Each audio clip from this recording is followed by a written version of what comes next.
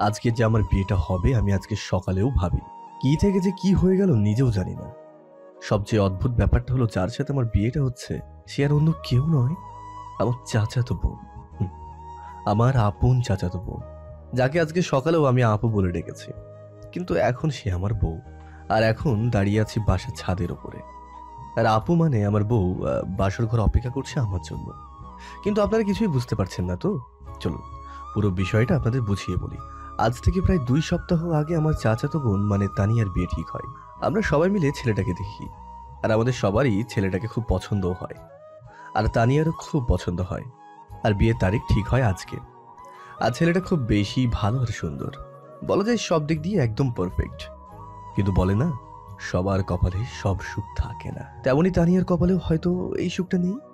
ও হ্যাঁ, আপনাদের আসল বিষয়টাই তো বলা হয়নি। আজ সকালে আমি বিভিন্ন ধরনের টুকটাক কাজ করছিলাম। চাচাতো বোন বলে কথা, তাছাড়া বড়, তাই আমি অনেক মজা করছিলাম আর কাজ করছিলাম। কিন্তু হঠাৎ করে আমার কাছে একটা আননোন নাম্বার থেকে ফোন আসে। আমি ফোনটা রিসিভ করে বলি, হ্যালো, কে বলছেন? আমি শাহিনের ছোট ভাই বলছি। হুম, রাকিব বলল, তোমাদের রাস্তার কতক্ষণ লাগবে? আপনারা হয়তো বুঝতে পারছেন রাকিব শাহিন ভাইয়ের ছোট ভাই। আমাদের আর কোনোদিন যাওয়া হবে না। আরে রাকিব, কান্না করছো কেন? কি হয়েছে বলো তুমি আমাকে। সিয়াম ভাইয়া, কিভাবে বলবো আমি নিজেও জানি না। আরে কি হয়েছে সেটা তো বলো ভাই। ভাই, তোমার বোনের কপালে হয়তো আমার ভাই নাই। মানে তুমি কি বলতে চাচ্ছ, খুলে বলো প্লিজ। আমার ভাইয়ার আরে রাকিব, বলো প্লিজ, তোমার ভাইয়া শাহিন ভাইয়ের কি হয়েছে? ভাইয়ার আমাদের মাঝে নেই। কি কি বলছো কি তুমি এসব? ভাইয়ার অ্যাক্সিডেন্ট হয়েছে। তুমি কি বলছো এসব? হুম, আমি ঠিক বলছি। কি করে হলো এসব? আবার সবাই মিলে আনন্দের সাথে আসছিলাম, ভাইয়া আর আমি গাড়িতে ছিলাম। হঠাৎ করে আমাদের গাড়ির ব্রেক ফেল করে। অনেক চেষ্টা করেও ভাইয়া গাড়ি থামাতে ব্যর্থ হয়, আর তার ফলে গাড়ি গিয়ে ধাক্কা মারে কাঁচের সাথে। তারপর আর কিছুই মনে নেই। তারপর তারপর কি হলো বলো প্লিজ রাকিব। বলছি, বলো রাকিব। আবার যখন জ্ঞান ফিরে তাকিয়ে দেখি আমি হাসপাতালে। তারপর আর শাহিন ভাইয়ার কি হলো? বলছি বলছি তাড়াতাড়ি বলো রাকিব। আমার জ্ঞান ফেরার পর শুনতে পেলাম ভাইয়ার মাথায় আঘাত লাগে, আর মাথায় আঘাত লাগার ফলে ভাইয়া ওখানে মারা যায়। আমি রাকিবের কান্না সহ্য করতে পারছিলাম না, তাই আমি রাকিবকে বললাম, রাকিব রাকিব আমি আসছি। আর তোমরা কোন হসপিটালে আছো? আমরা হাসপাতালে আছি। আমি আসছি বলে আমি ফোনটা কেটে দিলাম। ফোনটা কেটে দিয়ে বের হব তখনই চাচা বলল, কোথায় যাস এ সময় শিহাব? আমি এসে তোমাদেরকে সব বলছি। চাচাকে আর কোনো কথা বলতে না দিয়ে আমি বাইক নিয়ে বের হলাম। রাকিবের বলা হাসপাতালে গেলাম। হাসপাতালে পৌঁছে সোজা রাকিবের কেবিনে গেলাম। আমি রাকিবের কেবিনে গিয়ে বললাম, তোর খবর কি রাকিব? ভালো না ভাইয়া, কান্না করো না ভাই। কান্না ছাড়া আর কিছুই নেই যে আমাদের। রাকিব, তোমার আম্মুরা কই? ভাইয়ার কাছে পাশের কেবিনে। ভাই প্লিজ কান্না করো না। রাকিবকে সান্ত্বনা দিতে দিতে আমি নিজেও কেঁদে ফেললাম। কিছুক্ষণ কান্না করে আর রাকিবকে সান্ত্বনা দিয়ে শাহিন ভাইয়ের কেবিনে আসলাম। এসে দেখি সবাই সেখানে কান্না করছে। সবার কান্না দেখে নিজেকে ধরে রাখতে পারলাম না, আমি নিজেও কান্না করে ফেললাম। আমি কান্না করতে করতে বললাম, আন্টি আর কান্না করবেন না প্লিজ। আঙ্কেল প্লিজ, আপনি তো অন্তত কান্না করবেন না। কিভাবে কান্না থামায় বলো বাবা? আঙ্কেল আপনি এইভাবে কান্না করলে আর এইভাবে ভেঙে পড়লে সবাইকে সান্ত্বনা দেবে কে? কিভাবে কান্না থামায় বলো বাবা? শাহিন আমাদের বড় ছেলে বাবা। আমি জানি, কিন্তু আপনারা কান্না করলে কি শাহিন ভাইকে ফিরে পাবেন? প্লিজ আপনারা থামুন। দেখি সবাই আমার কথায় কান্না থামিয়ে দিল। আমি তো আবারও বললাম, আমার মনে হয় এখানে বসে না থেকে শাহিন ভাইয়াকে নিয়ে গিয়ে বাসায় গিয়ে মাটি দেবার ব্যবস্থা করা উচিত। পিছন থেকে রাকিব বলল, হ্যাঁ শিয়াব ভাইয়া ঠিক বলেছে, ভাইয়াকে বাসায় নিয়ে গিয়ে মাটি দেওয়ার ব্যবস্থা করা উচিত। আঙ্কেল বলল, চলো সবাই শাহিনকে নিয়ে বাসায় চলো। আঙ্কেল আমি কি আপনাদের সাথে যেতে পারি? অবশ্যই যেতে পারো, তুমি তো আমার ছেলের মতো। চলো আমাদের সাথে। চলেন। আমরা সবাই শাহিন ভাইয়াকে নিয়ে বাসায় ফিরলাম। শাহিন ভাইয়াদের বাসাতে। বাসায় ফিরে একটু পর শাহিন ভাইকে মাটি দেবার ব্যবস্থা করা হলো। সবাই মিলে শাহিন ভাইয়াকে মাটি দিয়ে দোয়া করলাম। সবার কাছে বিদায় নিয়ে চলে এলাম। বাইক নিয়ে সোজা বাসার উদ্দেশ্যে রওনা দিলাম। আর হ্যাঁ, বাসায় ফিরতে ফিরতে কিন্তু দুপুর হয়ে গেল। বাসার ভিতরে ঢুকতেই চাচা বলল, এতক্ষণ তুই কই ছিলি বলতো শিহাব? দেখলাম চাচার পেছনে সবাই একসাথে দাঁড়িয়ে আছে, আর তানিয়া আপু আছে। তাই আমি বললাম, তোমরা সবাই শান্ত হও, আমি সব কিছু খুলে বলছি তোমাদের। তাড়াতাড়ি বল। আসলে আসলে শাহিন ভাইয়া, কি হয়েছে বাবা বলো তো? আর কান্না করছো কেন বাবা? আসলে শাহিন ভাইয়া আমাদের মাঝে আর নেই। শাহিন ভাইয়া মারা গেছে। আমি সব কিছু খুলে বললাম। এদিকে তানিয়া আপু আমার কথা শুনে রুমের দিকে দৌড় দিল। আমি বুঝতে পারলাম কিছু একটা হবে, তাই আমিও তানিয়া আপুর পিছন পিছন দৌড় দিলাম। হ্যাঁ, আমি যেটাই ভাবছিলাম সেটাই হলো। জানলা দিয়ে দেখলাম তানিয়া আপু সুইসাইড করতে যাচ্ছে, মানে গলায় ফাঁস দেওয়ার চেষ্টা করছে। দেখে আমার মাথা খারাপ হয়ে গেল। কি করব কিছুই বুঝতে পারছিলাম না। তবুও কোনোভাবেই হোক না কেন আমার দরজাটা ভাঙতেই হবে, আমি মনে মনে বললাম। আমি তাড়াতাড়ি দরজাটা ভেঙে ভিতরে ঢুকে গেলাম। ঢুকেই তাড়াতাড়ি নামিয়ে ঠাস ঠাস করে দুই গালে দুইটা চড় মারলাম। হয়তো আপু এটা হবে সেটা ভাবতেও পারেনি যে আমি আপুকে চড় মারবো। আর আপু চড় খেয়ে আমার গায়ে হেলান দিয়ে জ্ঞান হারিয়ে ফেললো। চড়টা মেবি অনেক জোরেই লেগেছে, তাই জ্ঞান হারালো। আমি আপুকে কোলে উঠিয়ে নিচে নামলাম। দেখলাম সবাই অবাক হয়ে তাকিয়ে আছে আর কান্নাকাটি করছে। আমি আপুকে কোল থেকে নামিয়ে নিচে রেখে হাঁটুর উপর নিয়ে বসলাম আর জ্ঞান ফেরানোর চেষ্টা করলাম। চেষ্টা করতে করতে আম্মুকে বললাম, আম্মু একটু পানি নিয়ে আসো না। দাঁড়া, আমি পানি আনছি। এই নে বাবা পানি। আম্মুর হাত থেকে পানি নিয়ে আপুর কয়েকবার চোখে মুখে দিতেই আপুর জ্ঞান ফিরল। জ্ঞান ফিরতে আমি বললাম, এটা কি আপু, কেন নিজেকে শেষ করে দিতে গিয়েছিলি? কেন এমন করতে গেলি তুই? তো কি করব বল, কি নিয়ে বাঁচবো বল, আমার আশাই তো শেষ। তাই বলে কি সুইসাইড করতে হবে? তো কি করার ছিল তুই বল? আমরা তোমার জন্য আবারও পাত্র খুঁজবো। কে আমাকে বিয়ে করবে শুনি? যে মেয়ের হবু বর আসার সময় রাস্তায় মারা যায়, সেই মেয়েটিকে কে বিয়ে করবে তুই বল? আমি কিছুই জানি না বলে ওখান থেকে চলে এলাম, কারণ ওখানে আর কিছু সময় থাকলে হয়তো কেঁদেই ফেলবো। তাই সোজা ছাদে চলে এলাম। এসে ছাদের এক কোণে বসে রইলাম, আর না চাইতেই আপুর জন্য কষ্টে আমার চোখটা ভিজে উঠল। ছাদে কতক্ষণ দাঁড়িয়ে আছি আমি মরে নেই। হঠাৎ কাঁধে কারো হাত অনুভব করলাম। পিছনে তাকিয়ে দেখি আব্বু। আব্বু, কিছু বলবা? বলবো। বলো, কি বলবা? তুই আগে আমাকে কথা দে, তুই আমার কথা রাখবি। বলো, রাখবো। আমি বলি কি, তুই তানিয়াকে বিয়ে করে নে। অসম্ভব, আমি পারবো না। ও আমার আপু হয়তো। আমি জানি, কিন্তু মেয়েটার যদি কিছু হয়ে যায়? আমি জানি না, আমি পারবো না। কিন্তু তুই ভেবে দেখতে পারিস। ঠিক আছে, দেখবো। আব্বু চলে গেল, কিন্তু আমি ওখানেই দাঁড়িয়ে রয়েছি। কিছুক্ষণ পর চাচা আমাকে বলল, শিহাব আমি একটা কথা বলি। পিছন থেকে কাঁধে হাত দিয়ে বলল, চাচা বলো। তুই আমার মাথায় হাত দিয়ে বল, তুই আমার কথা রাখবি। কিন্তু চাচা। কোনো কিন্তু নাই, তুই আমার মাথায় হাত দিয়ে কথা দে, তুই আমার কথা শুনবি। আচ্ছা বলো, তুমি যা বলবে তাই শুনবো। তুই আমার মেয়েকে বিয়ে কর বাবা, বিয়ে করে আমার মেয়ের জীবনটা বাঁচা।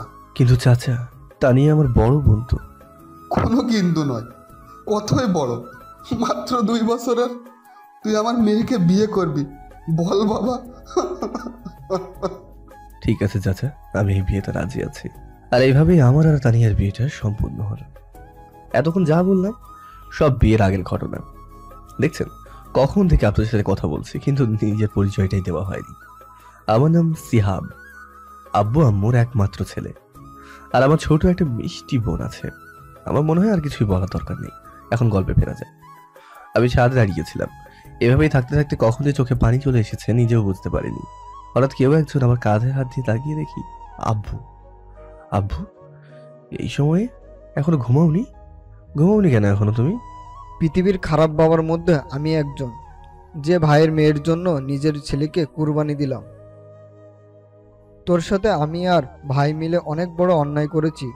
এ সময় ছেলেরা ঘোরাফেরা করছে, আর আমরা তোর কাঁধে বইয়ের চাপ তুলে দিয়েছি। তোর অমত থাকার সত্ত্বেও তোর সাথে তানিয়ার বিয়ে দিয়েছি। আমাদের মাফ করে দিস বাবা। ধুর, এটা কি বলো? তোমাদের কাছে যেটা ভালো মনে হয়েছে সেটাই করেছো। মেয়েটা কিছু করে ফেলতে পারে, তাই তোর সাথে বিয়ে দিতে হলো। অনেক রাত হয়েছে, ঘরে মেয়েটা একা বসে আছে, যা। আমি আর কথা না বলে নিচে আসি। দরজা খুলে দেখি আপু মানে তানিয়া কান্না করছে। আমার ঠিক কি করা উচিত আমি বুঝতে পারছি না। আমি খাটের পাশে গিয়ে দাঁড়িয়ে রইলাম। শিহাব, জি। তোর সাথে কিছু কথা আছে। বলেন। আমি জানি তুই ছেলেটা অনেক ভালো, তোর মতো ছেলেকে স্বামী হিসেবে পাওয়া সত্যিই ভাগ্যের ব্যাপার। কিন্তু আমি তোকে স্বামী হিসেবে মানতে পারবো না। অবাক হয়ে তাকিয়ে আছে ওর দিকে। তুই জানিস তুই আমার ছোট ভাই, হোক তুই আমার চাচাতো ভাই, আমি তোকে স্বামী হিসেবে মানতে পারবো না। আমার মনে হয় তুইও আমাকে বউ হিসেবে মানিস না। তুই আমাকে প্রশ্ন করতে পারিস, আমি যদি স্বামী হিসেবে মানতে না পারি তাহলে তোমার সাথে বিয়ে করলাম কেন? হ্যাঁ, এটার উত্তরও আমি দিয়ে দিচ্ছি। তোর সাথে বিয়ে না হলে হয়তো অন্য কারো সাথে আমার বিয়েটা হতো, কিন্তু সে আমার মনের কষ্ট বুঝতে পারতো না। আমার মনের অবস্থা শুধু তুই বুঝবি, অন্য কেউ নয়। আমি এখনো চুপ করে সব কিছু শুনছি। জানিস শিহাব, আমি হচ্ছি পৃথিবীর সব থেকে অভাগা, সুখ কাছে পেয়েও হারালাম। তুই আমাকে মাফ করে দিস। তোর জীবনটা আমি নষ্ট করে দিলাম। জানিস, আমারও ইচ্ছে ছিল সুন্দর একটা মেয়ে দেখে তোর বিয়ে দেব, আর তোর বিয়েতে অনেক আনন্দ করব। তুই আমাকে মাফ করে দিস, আমি তোকে স্বামী হিসেবে মানতে পারছি না। অনেক রাত হয়েছে, ঘুমিয়ে পড়েন। এটুকু বলেই বারান্দায় চলে এলাম। এমন কিছু হবে আমার জীবনে আমি জীবনেও কল্পনা করতে পারিনি। কিন্তু আমি ভেবেছিলাম আমার সাথে বিয়ে হওয়ার জন্য তার কোনো আফসোস হবে না, নিজেকে গুছিয়ে নিতেও সমস্যা হবে না। কিন্তু কি ভাবলাম আর কি হয়ে গেল। আসলে সবার কপালে সব সুখ থাকে না তো, আমারও নেই। আজ নিজের উপরে খুব রাগ হচ্ছে, কিন্তু কি করব। তাই ঘর থেকে বের হয়ে ছাদে চলে এলাম আর নিজে নিজে বলতে শুরু করলাম, শাহিন ভাই তুমি কেন চলে গেলে? তোমার জন্য তানিয়া কান্না করছে। হয়তো তানিয়া তোমাকে এই কয়দিনের মধ্যে ভালোবেসে ফেলেছে। আর কি বলে জানো শাহিন ভাই, তোমাকে ছাড়া নাকি অন্য কাউকে স্বামী হিসেবে মানতেই পারবে না। সত্যি কয়েকদিনে তানিয়া তোমাকে অনেক অনেক ভালোবেসে ফেলেছে, এমনকি আমাকেও স্বামী হিসেবে মানতে পারবে না। সত্যি শাহিন ভাই, তুমি অনেক ভাগ্যবান ছিলে যে তানিয়ার মতো বউ পেতে যাচ্ছিলে। কিন্তু ওই যে আবারও একই কথা বললাম না, সবার কপালে সব সুখ থাকে না, তেমনি তোমার কপালেও নয় শাহিন ভাই, আমার কপালেও নেই। যাকে বলে আমরা অভাগা। এভাবেই নিজের মনে মনে কথা বলছি।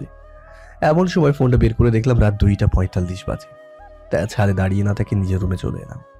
এসে দেখি তানিয়া এখনো নাক টেনে টেনে কান্না করছে। কি ব্যাপার, আপনি এখনো ঘুমাননি? কোথায় গিয়েছিলি? ছাদে, রাত অনেক হয়েছে তো, ঘুমিয়ে যান। তুই কোথায় ঘুমাবি? সেটা আপনার না জানলেও চলবে, আমি ফ্লোরে শুয়ে পড়ছি, আপনি ওপরে ঘুমিয়ে পড়ুন। আর কোনো কথা না বলে নিচে শুয়ে পড়লাম। রাতে হঠাৎ কারো কান্নার শব্দে ঘুমটা ভেঙে গেল। তারপর ভালো করে দেখলাম তানিয়া নাক টেনে টেনে কান্না করছে। আমি বললাম, এত সমস্যাটা কি? হ্যাঁ, আমাকে ঘুমাতে দেবেন না নাকি? ঠিক আছে, তুই ঘুমা।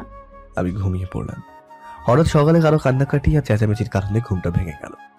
বের হয়ে তাকিয়ে দেখলাম তানিয়া, আব্বু, আম্মু, মরিয়ম অর্থাৎ আমার ছোট বোন সবাই মিলে কান্না করছে। আব্বু, আব্বু তুমি কান্না করছো কেন? কি হয়েছে? আম্মু তুমি অন্তত বলো কি হয়েছে। তানিয়া বলো তো কি হয়েছে। আসলে দোকানটা দোকানটা দোকানটা কি হয়েছে বলো না। আসলে দোকানে আগুন লেগে গেছে আর পুরো দোকান পুড়ে গেছে। তুমি কি বলছো এসব? আসলে সবাই সামনে আছে তো, তাই তানিয়াকে আমি তুমি করে বলছি। তানিয়া মা যা বললো সব ঠিক। সবার কথা শোনার পর যেন আমার মাথার উপরে আকাশটা ভেঙে পড়লো।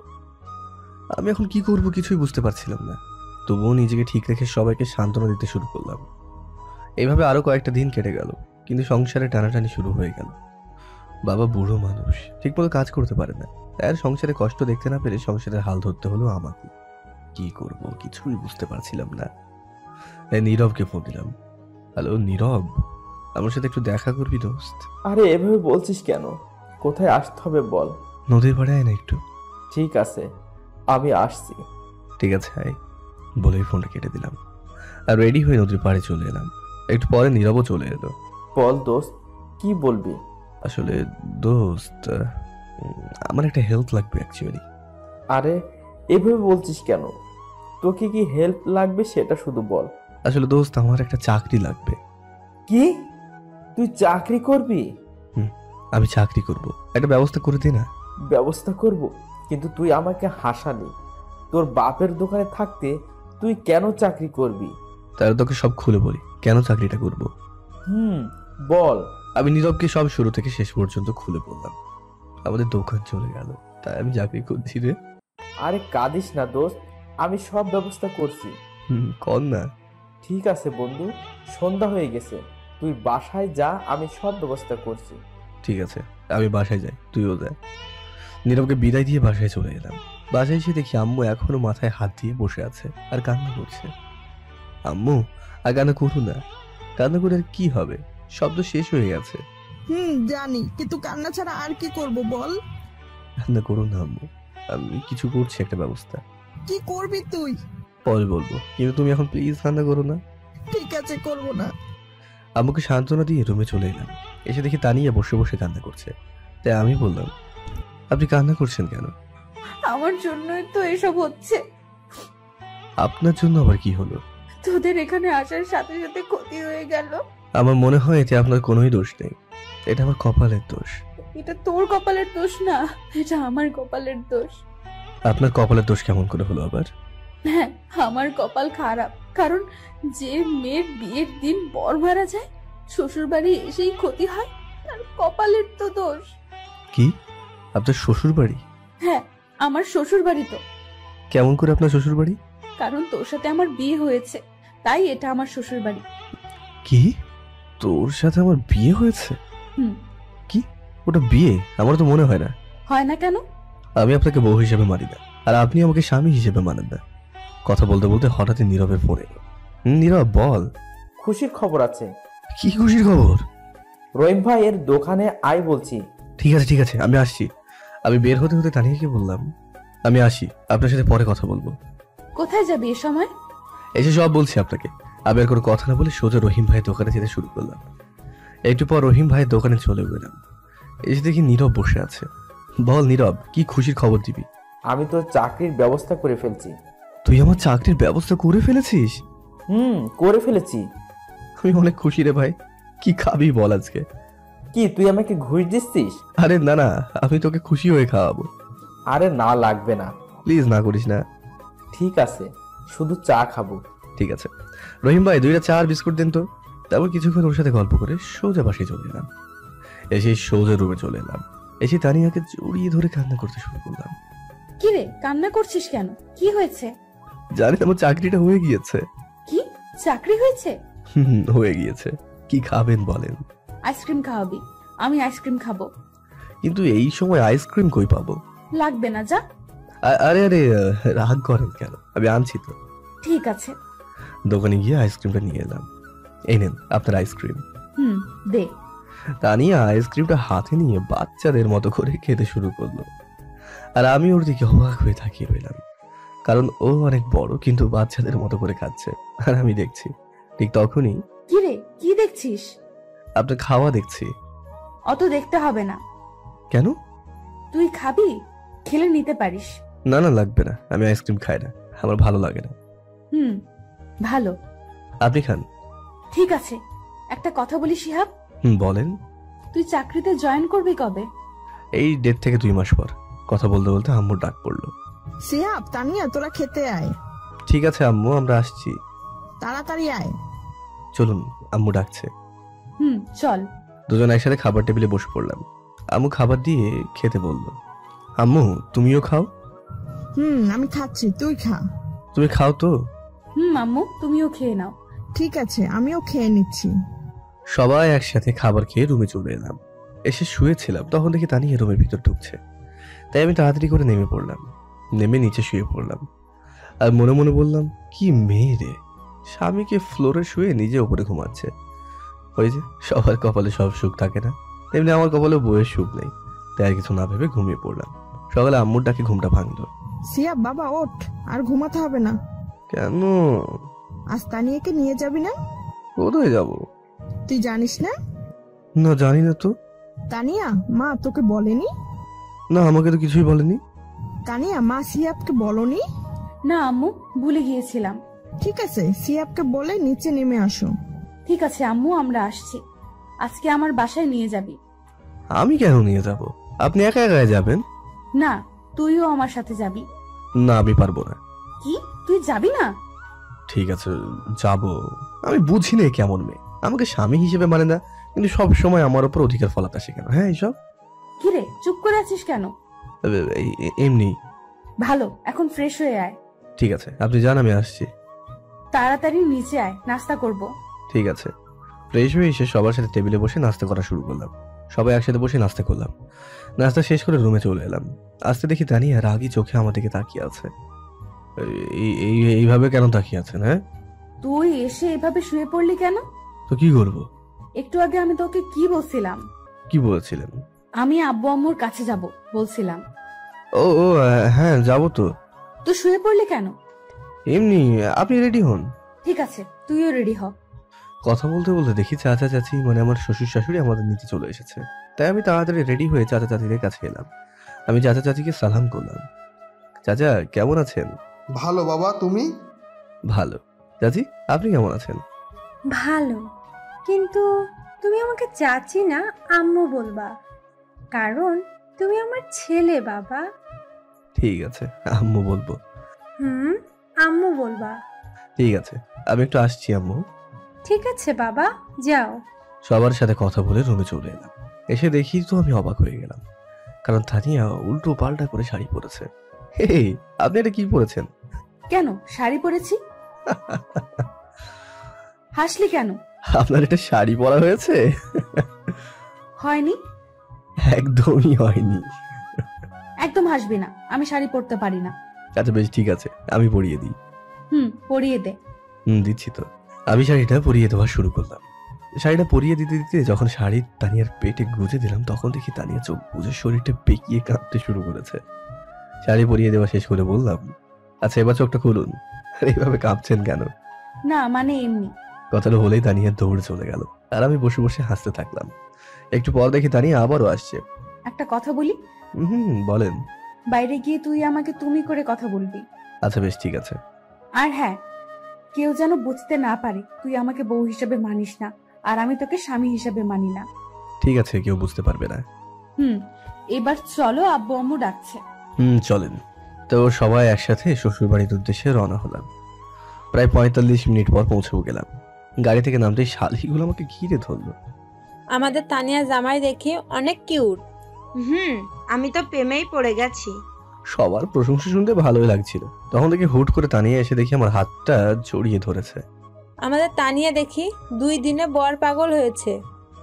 তোদের এত কথা বলতে হবে না, এবার ওকে নিয়ে ভিতরে চল। এবার সবাই ভিতরে চলো।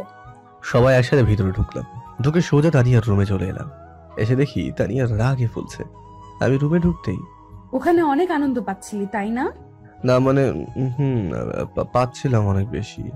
ওদের সাথে আর কথা বলবি না, যা এখন ফ্রেশ হয়ে আয়। ঠিক আছে, আপনিও ফ্রেশ হয়ে নিন। আমি আর কথা না বাড়িয়ে ফ্রেশ হতে শুরু করলাম। ফ্রেশ হয়ে সোজা নিচে চলে এলাম। এসে সোফায় বসতে দেখি সব শালি আমাকে ঘিরে বসে পড়লো আর পরিচয় দেওয়া শুরু করলো। আমার নাম আশা। আমার নাম আফসানা। আমার নাম অবন্তী। আমার নাম প্রেমা। আমার নাম সিহাব। সবার সাথে কথা বলছিলাম, হঠাৎ দেখি তানিয়া সবাইকে সরিয়ে আমার সাথে বসে পড়লো। সবাই তো ওর ব্যবহার দেখে অবাক হয়ে গেল, আর আমি সবার থেকে বেশি অবাক। তোমরা সবাই তানিয়ার কে হও? আমরা তানিয়ার কাজিন। আমিও তানিয়ার ফ্রেন্ড। এভাবে সবার সাথে আড্ডা দিলাম। আড্ডা দিতে দিতে সন্ধ্যা হয়ে গেল। রাতে সবার সাথে খাবার খেয়ে তানিয়ার রুমে শুতে গেলাম। বালিশ চাদর নিয়ে শুতেই যাব, তখনই তোকে নিচে শুতে হবে না। কেন? আমি নিচে ঘুমাই, তুই উপরে ঘুমা। লাগবে না, আমি নিচেই ঘুমাই না। তোকে যেটা বলেছি সেটা কর। আচ্ছা বেশ, ঠিক আছে। আমি আর কথা না বাড়িয়ে ঘুমিয়ে পড়লাম। হঠাৎ সকালে চোখ খুলে আমি তো অবাক হয়ে যাই, কারণ তানিয়া আমার বুকের উপরে শুয়ে আছে। তানিয়া? হ্যাঁ তানিয়া। বল। আপনি আমার বুকের উপর কেন? আসলে কিন্তু আমার মনে মনে খুবই ভালো লাগছে, খালি দেখানোর জন্য বললাম। বৃষ্টির সময় আমার ভয় করছিল, তখন এসেছি, সরি। আচ্ছা বেশ, ঠিক আছে বলেই তানিয়া ফ্রেশ হতে চলে গেল। আর আমি ভাবতে লাগলাম, কি মেয়ে আমার কপালে দিয়েছে আল্লাহ। তখন দেখি তানিয়া ফ্রেশ হয়ে বের হচ্ছে, আর আমি শুয়েই আছি। দেখি তানিয়া ড্রেসিং টেবিলের সামনে বসে ভেজা চুলটা ঠিক করছে, আর আমি শুধুই ওকে দেখেই যাচ্ছি। মনে হচ্ছে আমার সামনে পরী বসে আছে। আমার মনে হয় এই অবস্থায় কোনো পুরুষ তার বউকে না দেখে থাকতে পারবে না। তানিয়া উঠছে দেখে আমি আবার ঘুমানোর ভান করতে শুরু করলাম। ঠিক তখনই, কিরে ওঠ, আর কত ঘুমাবি? উঠছি তো। উঠে ফ্রেশ হয়ে নাস্তা করে আয়। ঠিক আছে, আপনি যান, আমি আসছি। আমি বসে আছি, তুই ফ্রেশ হয়ে আয়। আপনি বসেন, আমি আসছি। তাড়াতাড়ি যা। আমি আর কথা না বাড়িয়ে ফ্রেশ হতে চলে এলাম। ফ্রেশ হতেই চলে এলাম, এসে দেখি তানিয়া এখনো বসে আছে। চলুন। চল। দুজনে একসাথে বের হচ্ছিলাম। সিঁড়ির কাছে আসতে দেখি তানিয়া আমার হাত চেপে ধরলো। আমি কিছু বলতে চেয়েও পারলাম না, কারণ তানিয়াকে আমি সত্যিই ভালোবেসে ফেলেছি। দুজনে একসাথে হাত ধরে যাচ্ছি। সবাই আমাদের দিকে হাঁ করে তাকিয়ে আছে, মনে হয় আমরা কোনো এলিয়েন। কাছাকাছি যেতেই দেখি সবাই একটু একটু করে হাসছে। আমার খুব শরম লাগছে, আবার নিজেকে জোকারও মনে হচ্ছে, কিন্তু কি আর করার। মাথা নিচু করে সবার সাথে খাবার টেবিলে বসে পড়লাম। শরমে কিছু খেতেই পারলাম না, কিন্তু জামাই আদর কি সেটা ভালোই বুঝতে পারছি। সবাই জোর করে সবকিছু খাওয়াচ্ছে, আর আমি বলির পাঠার মতো সবাই যা বলছে তাই করছি। এইভাবে দেখতে দেখতে কেটে গেল 2টা দিন। আজ আমার বাসায় ফিরলাম, কিন্তু বলে না, হাসির পর কান্না ঠিকই আসে। আমাদের সংসারে টানাটানি শুরু হয়ে গেল। দোকান নেই, বাবা কোনো কাজ করে না, আবার আমিও কাজ করি না। বলে না, বসে বসে খেলে রাজা রাজত্ব শেষ হয়ে যায়, তেমনি আমাদেরও টাকা শেষ হতে শুরু করলো। সংসারে অনেক টানাটানি, এগুলো আমার আর ভালো লাগলো না, তাই নীরবের কাছে এলাম। নীরব, আমার চাকরি কি করলি ভাই? হয়ে গেছে। জয়েন করতে হবে কবে থেকে? কাল 1 তারিখ, কাল জয়েন করবি। ঠিক আছে, তুমি অনেক বড় উপকার করলি রে, ধন্যবাদ ভাই তোকে। আরে ধন্যবাদের কি আছে, বন্ধুই তো বন্ধুর কাজে আসে। আমার জায়গায় তুই থাকলি করতি না বল? করতাম তো। তুই পরীক্ষার ফিস দিয়েছিস? আমার হয়তো আর পড়াই হবে না রে। পড়ালেখা ছাড়বি কেন? কি করব বল? জানি তোর কাছে টাকা নেই, তাই এ কথা বললি। আরে না, আমি তো সব জানি। আমার সাথে নাটক করবি না, আমি তোর টাকা দিয়ে দিব। ধন্যবাদ, কিন্তু আমি টাকাটা নিতে পারবো না। কেন? দেখ, আমার টাকা নেই এটা সত্যি, কিন্তু কারো করুণ নেওয়ার ছেলে আমি না, তুই তো সেটা ভালো করে জানিস। মনে কর আমি তোর ভাই, তাই টাকাটা দিচ্ছি, কিন্তু মনে করিস না একেবারে দিচ্ছি, চাকরি করে ফেরত দিবি। ওকে, বেশ, চল কলেজে যাই, সব ঠিক করে আসি। না দোস্ত, এই সময় না, তুই গিয়ে আমার টাকাটা জমা দিয়ে দে। আচ্ছা ঠিক আছে, ঠিক আছে, ভালো থাকিস, আবার দেখা হবে। ঠিক আছে, আবার দেখা হবে। এবার নীরব চলে যাই, মনের মধ্যে একটু শান্তি আসলো, আর আমি বাসায় চলে এলাম। রাতে সবার সাথে খাবার খেয়ে ছাদে চলে এলাম। ছাদে এসে চাঁদ দেখছিলাম, হঠাৎ কেউ আমার কাঁধে হাত দিল। আমি তাকিয়ে দেখি আব্বু। আব্বু, কিছু বলবা? আসলে কি করে যে বলবো। তুমি বলো তো। আসলে তানিয়া রেজিস্ট্রেশন এর জন্য টাকা দিতে হবে। কত টাকা লাগবে? 6000 টাকা। ঠিক আছে, কবে দিতে হবে? কালকের পর দিন। আচ্ছা বেশ, ঠিক আছে, কাল দিয়ে দেবো। ঠিক আছে। আরে আব্বু, তুমি এভাবে কান্না করছো কেন? এমনি বাবা, এমনি। বলে আব্বু কান্না করতে করতে চলে গেল, আর আমারও আব্বুর কান্না দেখে চোখটা ভিজে উঠলো। কিছু সময় ওখানে দাঁড়িয়ে কান্না করে ফ্রেশ হয়ে রুমে চলে এলাম। এসে শুয়ে পড়লাম। সকালে তাড়াতাড়ি ঘুম থেকে উঠে ফ্রেশ হয়ে নামাজ পড়ে দিলাম। কাউকে কিছু না বলে অফিস চলে এলাম। আগে থেকে কথা বলা ছিল, তাই সোজা জয়েন করে ফেললাম। স্যারের কাছে এলাম। স্যার, আমার কাজটা কি জানতে পারি? অবশ্যই। আমার কাজটা কি? আমার কাজ সেল করা। ঠিক আছে স্যার। আর হ্যাঁ, প্রতিদিন 8টার সময় আসবে, দেরি হলে বেতন থেকে টাকা কাটা হবে, আর তোমার বেতন এত টাকা। ঠিক আছে স্যার। বলে একটা গাড়ি সাথে একটা চালক, বেরিয়ে পড়লাম। সকালে কিছু খাওয়া হয়নি, তাই একটা দোকানে সেল দিয়ে পাউরুটি কিনে খেতে শুরু করলাম, কারণ আমার কাছে বেশি টাকা ছিল না। অন্য কিছু খেলে দুপুর আর খাওয়া হবে না। সেল করতে করতে দুপুর হয়ে গেল, তাই গাড়ি চালক আর আমি দুপুরে হালকা খাবার খেয়ে সেল করতে শুরু করলাম। সেল করতে করতে অনেক রাত হয়ে গেল। গাড়িটা অফিসে জমা দিয়ে ফোনের দোকানে এলাম। আমার 2টা ফোন ছিল, একটা বিক্রি করে দিলাম 10,000 টাকা দিয়ে। তারপর বাসায় ফিরলাম। বাসায় ফিরে ফ্রেশ হয়ে আব্বুর কাছে এলাম। আব্বু, টাকা। কিসের টাকা বাবা? এই যে তোমার মেয়ের পরীক্ষার টাকা। আমি আব্বুর হাতে টাকাটা দিয়ে রুমে চলে এলাম। একটু পর খাবার জন্য তানিয়া ডাক দিল। খাবার টেবিলে সবার সাথে খাবার খেয়ে ছাদে চলে এলাম। ছাদে দাঁড়িয়ে আছি, হঠাৎ অনুভব করলাম আমার কাঁধে হাত দিয়েছে কেউ। তাকিয়ে দেখি তানিয়া। কিছু বলবেন? টাকা তুই দিয়েছিস না? না মানে। তুই দিয়েছিস নাকি সেটা বল। আমি দিয়েছি। কেন? তুই টাকা কই পেলি? আমার ফোনটা বিক্রি করেছি। কেন? জানি না। জানিস না মানে? আমার ভালো লাগছে না, আমি ঘুমাবো। কথাটা ঘুরিয়ে দিলাম, আর তানিকে কোনো কথা বলার সুযোগ না নিয়ে নিচে নেমে পড়লাম, কারণ কথা বললে হয়তো কথা আরো বেড়ে যেত। নিচে এসে ঘুমিয়ে পড়লাম। সকালে অনেক আগেই ঘুম ভেঙে গেল। কিছু সময় বাইরে বসে রইলাম। আজান দিয়ে দিল, তাই নামাজ আদায় করে দিলাম। সকালে সবাই একসাথে খাবার টেবিলে বসে পড়লাম। হঠাৎ করে তানিয়া বলল, আব্বু, আমি একটা কথা বলি। মা বলো। শিহাব তো একাই চাকরি করে সংসার চালায়, অনেক কষ্ট হয়। আমি বলি কি, আমি একটা চাকরি করি, তাহলে অনেক ভালো হবে। এই পরিবারে আর কারো ইনকাম করতে হবে না, আমি এখনো মারা যাইনি, গেলে করো। সবাই হাঁ করে তাকিয়ে আছে। আমি আর কথা না বলে রুমে চলে এলাম। আসলে আমি চাই না তানিয়া কোনো কাজ করুক। আমি আর দেরি না করে রেডি হয়ে অফিসে চলে এলাম। প্রতিদিনের মতো আজও একজন চালক আর গাড়ি নিয়ে বেরিয়ে পড়লো আমার সাথে।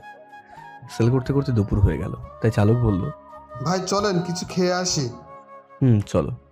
কোন দোকানে যাবে? সামনের দোকানে যাই। চলো। দোকানে ঢুকে বসে পাউরুটি খাচ্ছিলাম। হঠাৎ দেখলাম কেউ আমার দিকে তাকিয়ে আছে। ভালো করে তাকিয়ে দেখলাম তানিয়া। কিছু ফ্রেন্ড একসাথে দাঁড়িয়ে রয়েছে তারা। তাই আমি তাড়াতাড়ি খেয়ে চালককে নিয়ে চলে গেলাম উঠে। সেল করতে করতে অনেক রাত হয়ে গেল, তাই বাসায় ফিরছিলাম। পকেটে হাত দিয়ে দেখি টাকা নেই, তাই বাধ্য হয়ে হাতের ঘড়িটাও বিক্রি করে দিলাম। বাসায় ফিরে কলিং বেল দিতেই দরজাটা খুলে দিল। সোজা রুমে চলে এলাম। এসে ফ্রেশ হয়ে সবার সাথে খাবার টেবিলে বসে পড়লাম। খাবার শেষ করে ছাদে চলে এলাম, কারণ আমার মন খারাপ হলে আমি ছাদে চলে আসি। ছাদে এসে আমার একটা কথা মনে পড়ে গেল। দেখলাম সবার কাপড় পুরনো হয়ে গেছে, তাছাড়াও তানিয়ার ফোনটাও ভেঙে গেছে। হয়তো শরমে বলতে পারেনি। ছাদে দাঁড়িয়ে থাকতে থাকতে অনেক রাত হয়ে গেল, তাই আর দেরি না করে শুতে চলে এলাম। আর ভাবলাম কাল কিছু একটা ব্যবস্থা করব। কাঁথা বালিশ নিয়ে ফ্লোরে শুতেই যাব, তখনই একটা কথা বলতাম। বলেন। তুমি খাটে থাকো, আমি ফ্লোরে ঘুমাই। আমি কাপুরুষ নই যে একটা মেয়েকে নিচে ঘুমাতে দিয়ে আমি উপরে ঘুমাবো। আপনি ঘুমান। আর কথা না বলে ফ্লোরে ঘুমিয়ে গেলাম। সকালে উঠে দেখি তানিয়া গোসল করে এসেছে। ও চুলগুলো দেখতে অপূর্ব লাগছে। আমি এক ধ্যানে তাকিয়েছিলাম ওর দিকে।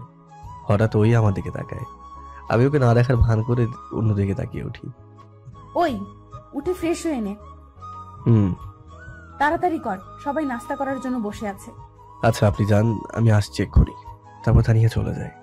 আসলে আজকে ওকে অনেক সুন্দর লাগছিল। আমি তো আবারও ক্রাশ খেলাম। তারপর ফ্রেশ হয়ে নিচে আসলাম। হালকা নাস্তা করে রুমে এসে একটু শুয়েছিলাম।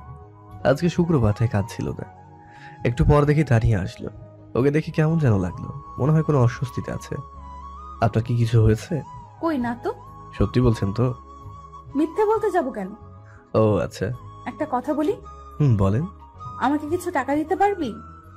কত টাকা? 200-র মতো। সেদিন হাত ঘড়িটা বিক্রি করে যে টাকাটা পেয়েছিলাম সেটা তানিয়াকে দিয়ে দিলাম। ভাবলাম একবার জিজ্ঞাসা করি যে কি করবে। পরে মনে হলো লাগতেই পারে, হয়তো কোনো দরকার আছে। বিকেলে একটু বাইরে বের হলাম। এদিক ওদিক ঘুরতেই মাগরিবের আজান দিল। নামাজ পড়েই একেবারে বাসায় আসলাম। বাসায় এসে নিজের ঘরে গেলাম। দেখি তানিয়া বাথরুম থেকে বের হলো। কেমন যেন ওকে একটু সন্দেহ হচ্ছে আজ। এমন তো কোনোদিন মনে হয়নি। এতক্ষণ কই ছিলি? এই একটু বাইরে ঘুরছিলাম। আমাকে নিয়ে গেলি না কেন? আপনাকে নিয়ে যাব কেন? কেন, আমি যেতে পারি না বুঝি? না, আমার সাথে যেতে পারেন না। আমাকে তো স্বামী হিসেবে মানেন না। তার সাথে ঘুরতে না যাওয়ার কি আছে? ওকে, সামনে ছুটির দিন নিয়ে যাব। লাগবে না, আমি তোর সাথে যাব না। ওকে, না গেলে আমার কি, আরো কত আছে, যাবেনি। ওই কি বললি? না না, কি বললাম? আমিই যাব। এখনই না বললেন যাবেন না? এখন যাব। তোর কোনো সমস্যা? না, আমার কি সমস্যা হবে? আমার তো ভালোই। কি বললি? না কিছু না, রেডি থেকেন। রাতে খাবার খেয়ে শুয়ে পড়লাম। পরের দিন সকালে আজানে ডাকি ঘুমটা ভেঙে গেল। ফজরের নামাজ আদায় করে বাইরের আবহাওয়াটা, পরিবেশটা দেখছিলাম। অপূর্ব এক সময় এই ভোরবেলা। কোনো রকম শব্দ আওয়াজ কিছুই হয় না, একদম মনটা ভালো করে দেয়। বাসায় এসে দেখি তানিয়া এখনো ঘুমিয়েই রয়েছে। তাই ভাবলাম ডেকে তুলবো কিনা। তানিয়া, তানিয়া, আরে উঠুন, সকাল হয়ে গেছে তো। আরে উঠুন। কি হয়েছে আম্মু, এত সকাল সকাল ডাকছো কেন? হেদি কয় কি, আমি নাকি ওর মা? আরে আমি সিহাব, ওঠেন। ও তুই? কখন থেকে ডাকছি, আপনি ওঠেনি তো না। সরি বলে তানিয়া ফ্রেশ হতে চলে গেল। তারপর সকালে নাস্তা করে কাজে চলে গেলাম। কাজের মধ্যে ছিলাম, সেল দিতে এক জায়গায় তানিয়ার মতো কাউকে দেখতে পেলাম মনে হলো। হঠাৎ একটু কাছে গিয়ে দেখলাম, হ্যাঁ এটা তো তানিয়াই। কিন্তু ও এখানে কি করছে? দেখলাম ও একটা ফার্মেসিতে ঢুকলো। আমার সন্দেহ হয়, আমি কিছুটা এগিয়ে গেলাম। ও কিছু একটা কিনে চলে গেল। আবার আমি বুঝতে পারলাম ও কি নিতে এসেছিল। ওকে কি এখনই বলবো? বাসায় গিয়ে ভালোভাবে জিজ্ঞাসা করবো। রাতে বাসায় এসে খাবার খেয়ে ঘরে চলে আসলাম। তানিয়ার জন্য অপেক্ষা করতে লাগলাম, আসলে এই বিষয়টা নিয়ে কথা বলবো। দেখলাম একটু পর তানিয়া আসলো। ও চোখ মুখ কেমন যেন। আপনার সাথে কিছু কথা ছিল। বল। আজকে 11টার সময় আপনি কোথায় ছিলেন? আমার কথায় কিছুটা ভয় পেয়ে যায়। বান্ধবীদের সাথে কেন? এমনি। আপনি ঠিক আছেন তো? ঠিকই তো আছি। না, আপনি ঠিক নেই। আপনি কি লুকাতে চাইছেন আমার থেকে? কি লুকাবো আমি? তুই কিসের কথা বলছিস? আমি এটার কথা বলছি। প্যাকেটটা ওর সামনে ধরে। আসলে ওইটা প্যাড ছিল। অনেক হয়তো বুঝতে পারছেন কিসের কথা বলছি। তানিয়া কিছুটা লজ্জা পেয়ে যায়। লুকানোর কি আছে এইসব? জানি আমাকে আপনি স্বামী হিসেবে মানেন না, কিন্তু নিজের সমস্যার কথা তো বলতেই পারেন, নাকি এখন আমাকে বিশ্বাস করে উঠতে পারেন? না, তেমন কিছু না, বলতে লজ্জা লাগছিল। লজ্জার কি আছে এতে শুনি? এটা তো ন্যাচারাল। কবে থেকে শুরু হয়েছে? 2 দিন হলো। ওকে, আপনি একটু থাকুন, আমি আসছি বলে চলে আসলাম। তানিয়ার জন্য গরম পানি করতে লাগলাম, তারপর নিয়ে আসলাম। কি ওগুলো? গরম পানি এনেছি। তুই কষ্ট করতে গেলি কেন? আমি করে নিতাম। তা তো জানি। কত ব্যথা সহ্য করে হাসি মুখে আছেন সেটা বুঝতেই পারছি। তাই আপনারা এই কয়দিন কিছু করতে হবে না। তুই এত ভালো কেন? সবার কত খেয়াল রাখিস। আমার পিরিয়ডের কথা শুনে এত কেয়ার করছিস। যদিও তোকে স্ত্রীর অধিকার দেইনি, যদি দিতাম তাহলে আরো কত কিছু করতি আমার জন্য। সরি শিহাব, আমি জানি তুই অনেক ভালো, তোর মতো বর সবার কপালে জোটে না, কিন্তু আমি কেন যে তোকে মেনে নিতে পারছি না। কি হলো? কি ভাবছেন? না কিছু না, তুই ঘুমিয়ে পড়। না, আপনার যদি আর কোনো কিছু লাগে? লাগবে না, দরকার পড়লে তোকে ডাক দিব। ওকে, বেশ। তারপর আমি ঘুমিয়ে যাই। পরের দিন আর অফিসে যাইনি। আসলে তানিয়ার শরীরটা বেশি খারাপ হয়ে পড়ছিল, তাই বসকে ফোন করে বলে দিয়েছিলাম আমি আজকে কাজে যাব না। সারাদিন ওর কাছেই থাকলাম। কখন যে কি দরকার পড়ে সব করলাম। ইস, ও যদি আমাকে মেনে নিত তাহলে হয়তো এই মুহূর্তটা আরো সুন্দর আর অন্যরকম হতো, কিন্তু আমার কপালটাই খারাপ। আচ্ছা, ও কি বোঝে না আমি ওকে কতটা ভালোবেসে ফেলেছি? এক মুহূর্ত এখন ওকে ছাড়া ভালো লাগে না। রাতে আবার ওর জন্য গরম পানি করলাম আর ব্যথার ওষুধটাও খাইয়ে দিলাম। তারপর তানিয়া ঘুমিয়ে পড়লে আমিও ঘুমাতে আসি। শিহাব, বলেন। তোকে একটা কথা বলার ছিল। কি? আমি প্রথম দিন তোকে বলেছিলাম আমি তোকে আমার স্বামী হিসেবে মানতে পারবো না, কিন্তু এতদিনে তোকে কাছে থেকে দেখে, তোর আমার প্রতি ভালোবাসা কেয়ার দেখে আমি তোকে ভালোবেসে ফেলেছি। প্লিজ তুই আমাকে তোর স্ত্রী হিসেবে গ্রহণ কর। আমিও তো আপনাকে সেই প্রথম দিন থেকেই ভালোবেসে ফেলেছি। কি? এতদিন বলিসনি কেন? আমি কি জানতাম আপনি আমাকে ভালোবাসেন তা? এখন তো জানলি। এখনো কি আপনি বলবি? ও তাই তো, তাহলে আপনিটাকে তুমি করতে হচ্ছে তো। ওই এদিকে আসছিস কেন? আপনিটাকে তুমি করতে হবে না, এই বলে আমি তখন তানিয়া ঠোঁটের সাথে ঠোঁট মেলাতেই যাব। কি হলো এটা? আমি চমকে গিয়ে দেখি আমি বিছানা থেকে পড়ে গেছি। ধুর, মনটাই খারাপ হয়ে গেল। কত সুন্দর একটা স্বপ্ন দেখছিলাম, ভেঙে গেল। ইস, তানিয়া যদি সত্যি আমাকে অমন ভালোবাসতো, কিন্তু আমার কপালটাই খারাপ। আমি উঠে ফ্রেশ হয়ে আসলাম, দেখি তানিয়া এখনো ঘুমিয়ে আছে। কি মায়াবী চেহারা, কিন্তু মাঝে মধ্যে এমন রাগ দেখায় কেন আমার উপর? ও কি বোঝে না কতটা ভালোবাসি আমি ওকে? তানিয়া উঠুন, সকাল হয়ে গেছে। আপনার শরীর কেমন আছে এখন? ভালো। তারপর তানিয়া উঠে ফ্রেশ হতে চলে যায়। আমি নিচে আসি, দেখি আব্বু বসে আছে। শিহাব, তোর সাথে কিছু কথা আছে। বলো আব্বু। আমাদের দোকানটা আবার নতুন করে শুরু করব ভাবছি। বাহ, এটা তো ভালো কথা। তাই দোকানটা আবার চালু হলে তোকে আর চাকরি করতে হবে না, পড়াশোনা কমপ্লিট করিস আর তানিয়া আমার খেয়াল রাখিস। আব্বু, সেটা তখন দেখা যাবে, তুমি আগে শুরু তো করো। এভাবেই আমাদের জীবন চলছিল। তানিয়া আগের থেকে এখন আরো বেশি বেশি আমার উপর রাগার অধিকার দেখায়। মনে হয় আমি সত্যি ওর বর। কখনো মনে হয় ও আমাকে মেনে নিয়েছে, আবার কখনো মনে হয় সব সবাইকে দেখানোর জন্য করছে। একদিন তানিয়া বলল, চল আজকে আমরা কোথাও থেকে ঘুরে আসি। কোথায় যাবেন? নদীর পাড়ে যাই। আমার ভালো লাগছে না। কি, তুই যাবি না? না। আর একবার বল যাবি না, দেখ তোর কি করি। আমি অবস্থা কন্ট্রোল বাইরে দেখে বললাম, আচ্ছা ঠিক আছে, যাবো, আপনি রেডি হন। এই তো গুড বয়। এই কেমন মেয়ে রে বাবা, এখনই কি রেখে গিয়েছিল, মনে হয় আমাকে খেয়েই ফেলবে। এখন আবার রাগ নেই। আল্লাহ, এ কেমন মেয়ের পাল্লায় ফেললে আমাকে। আল্লাহ, স্বামী হিসেবে মানে না, কিন্তু সব সময় অধিকার ফলায়। মুই আর জীবনটা রাখতাম না। আমি রেডি হয়ে তানিয়ার জন্য অপেক্ষা করতে লাগলাম। এখনো মহারানীর আসার কোনো নামগন্ধ হয়নি। একটা জিনিস আমি কোনোদিনও বুঝিনি, মেয়েরা সাজতে বসলে এত সময় নেয় কেন? হ্যাঁ, হলো আপনার? এই তো চল। ওকে চল বলে আমি যেই তানিয়ার দিকে দেখালাম, কি এটা কে? এ মানুষ না পরি? এত সুন্দর মানুষ হয় নাকি? এত সুন্দর লাগছিল না, তানিয়াকে বলে বোঝাতে পারবো না। নীল জামা, সাথে ম্যাচিং করা চুড়ি, টিপ, চোখে কাজল। ওকে দেখে এক বালতি গ্রাস খাইলাম। দেখতে জান্নাতি হলুদের মতো মনে হচ্ছিল। আমি তো ওর দিকে তাকিয়েছিলাম, অন্যদিকে কোনো খেয়ালই নেই। কি হলো? হা করে কি দেখিস? পরি দেখি, পরি। এখানে পরি পাইলি কই? আমার সামনে। মুখ ফসকে কথাটা বলে ফেললাম। আমার কথায় তানিয়া কিছুটা লজ্জা পেয়ে যায়। আর পরি দেখতে হবে না, চল। চলুন। তারপর আমিও তানিয়া ঘুরেতে বের হলাম। আমি বাইকটা বের করলাম, তানিয়া এসে দাঁড়িয়ে থাকলো। উঠুন বলেই তানিয়া বাইকে উঠে আমার কাঁধে হাত দেয়। ও কাঁধে হাত দেওয়ায় আমার মনের ভিতরে কেমন যেন করে উঠলো, অন্যরকম একটা অনুভূতি। এই প্রথম ওকে নিয়ে বাইকে উঠলাম। মানে আগেও অনেকবার উঠেছিলাম, তখন কোনো ফিলিংস ছিল না, কারণ তখন সে আমার চাচাতো বোন ছিল। আর এখন বউ তো, অন্যরকম একটা অনুভূতি হচ্ছে। আমি বাইকটা স্টার্ট দিয়ে চালাতে শুরু করলাম। একটু পর বাইকের স্পিডটা বাড়িয়ে দিই, আর তানিয়া আমাকে এবার একটু শক্ত করে চেপে ধরে। আমি তো এটাই চাইছিলাম, যাতে তুমি আমার আরো কাছে আসো। আমরা সোজা নদীর কাছে চলে আসলাম। তারপর দুজনেই বাইক থেকে নেমে নিজের পাড়ের দিকে হাঁটতে থাকলাম। ওর পাশে হাঁটতে অনেক ভালো লাগছে আমার। একটু পর তানিয়া নীরবতা ভেঙে বলল, শিহাব। বলেন। সরি। মানে কেন? আমি তোকে মন থেকে স্বামী হিসেবে মানি না, কিন্তু সবসময় তোর উপর অধিকার দেখাই। না ঠিক আছে, আমি কিছুই মনে করি না, সব আমার কপালের দোষ। এমন করে বলছিস কেন? কেমন করে? কিছু না, বাদ দে। আমি আর কিছু বলি না। একটু হাঁটাহাঁটি করার পর আমি তানিয়াকে বললাম, আপনি কিছু খাবেন? আইসক্রিম নিয়ে আয়। আমি তো জানি মেয়েরা নাকি ফুচকা পাগলি হয়, আপনি এত আইসক্রিম পাগলি কেন? হ্যাঁ এমনি কোনো সমস্যা? না না, আনছি আমি। আমি তানিয়ার জন্য আইসক্রিম নিয়ে আসলাম। এই নিন আপনার আইসক্রিম। তুই খাবি না? না। কেন? আমি আইসক্রিম খাই না।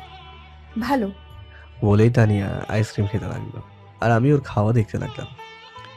এত বড় হয়েছে আর বাচ্চাদের মতো আইসক্রিম খাচ্ছে। কি ব্যাপার, অমন করে দেখছিস কেন? না তো। আমি দেখছি তুই আমার খাওয়া দেখছিলি।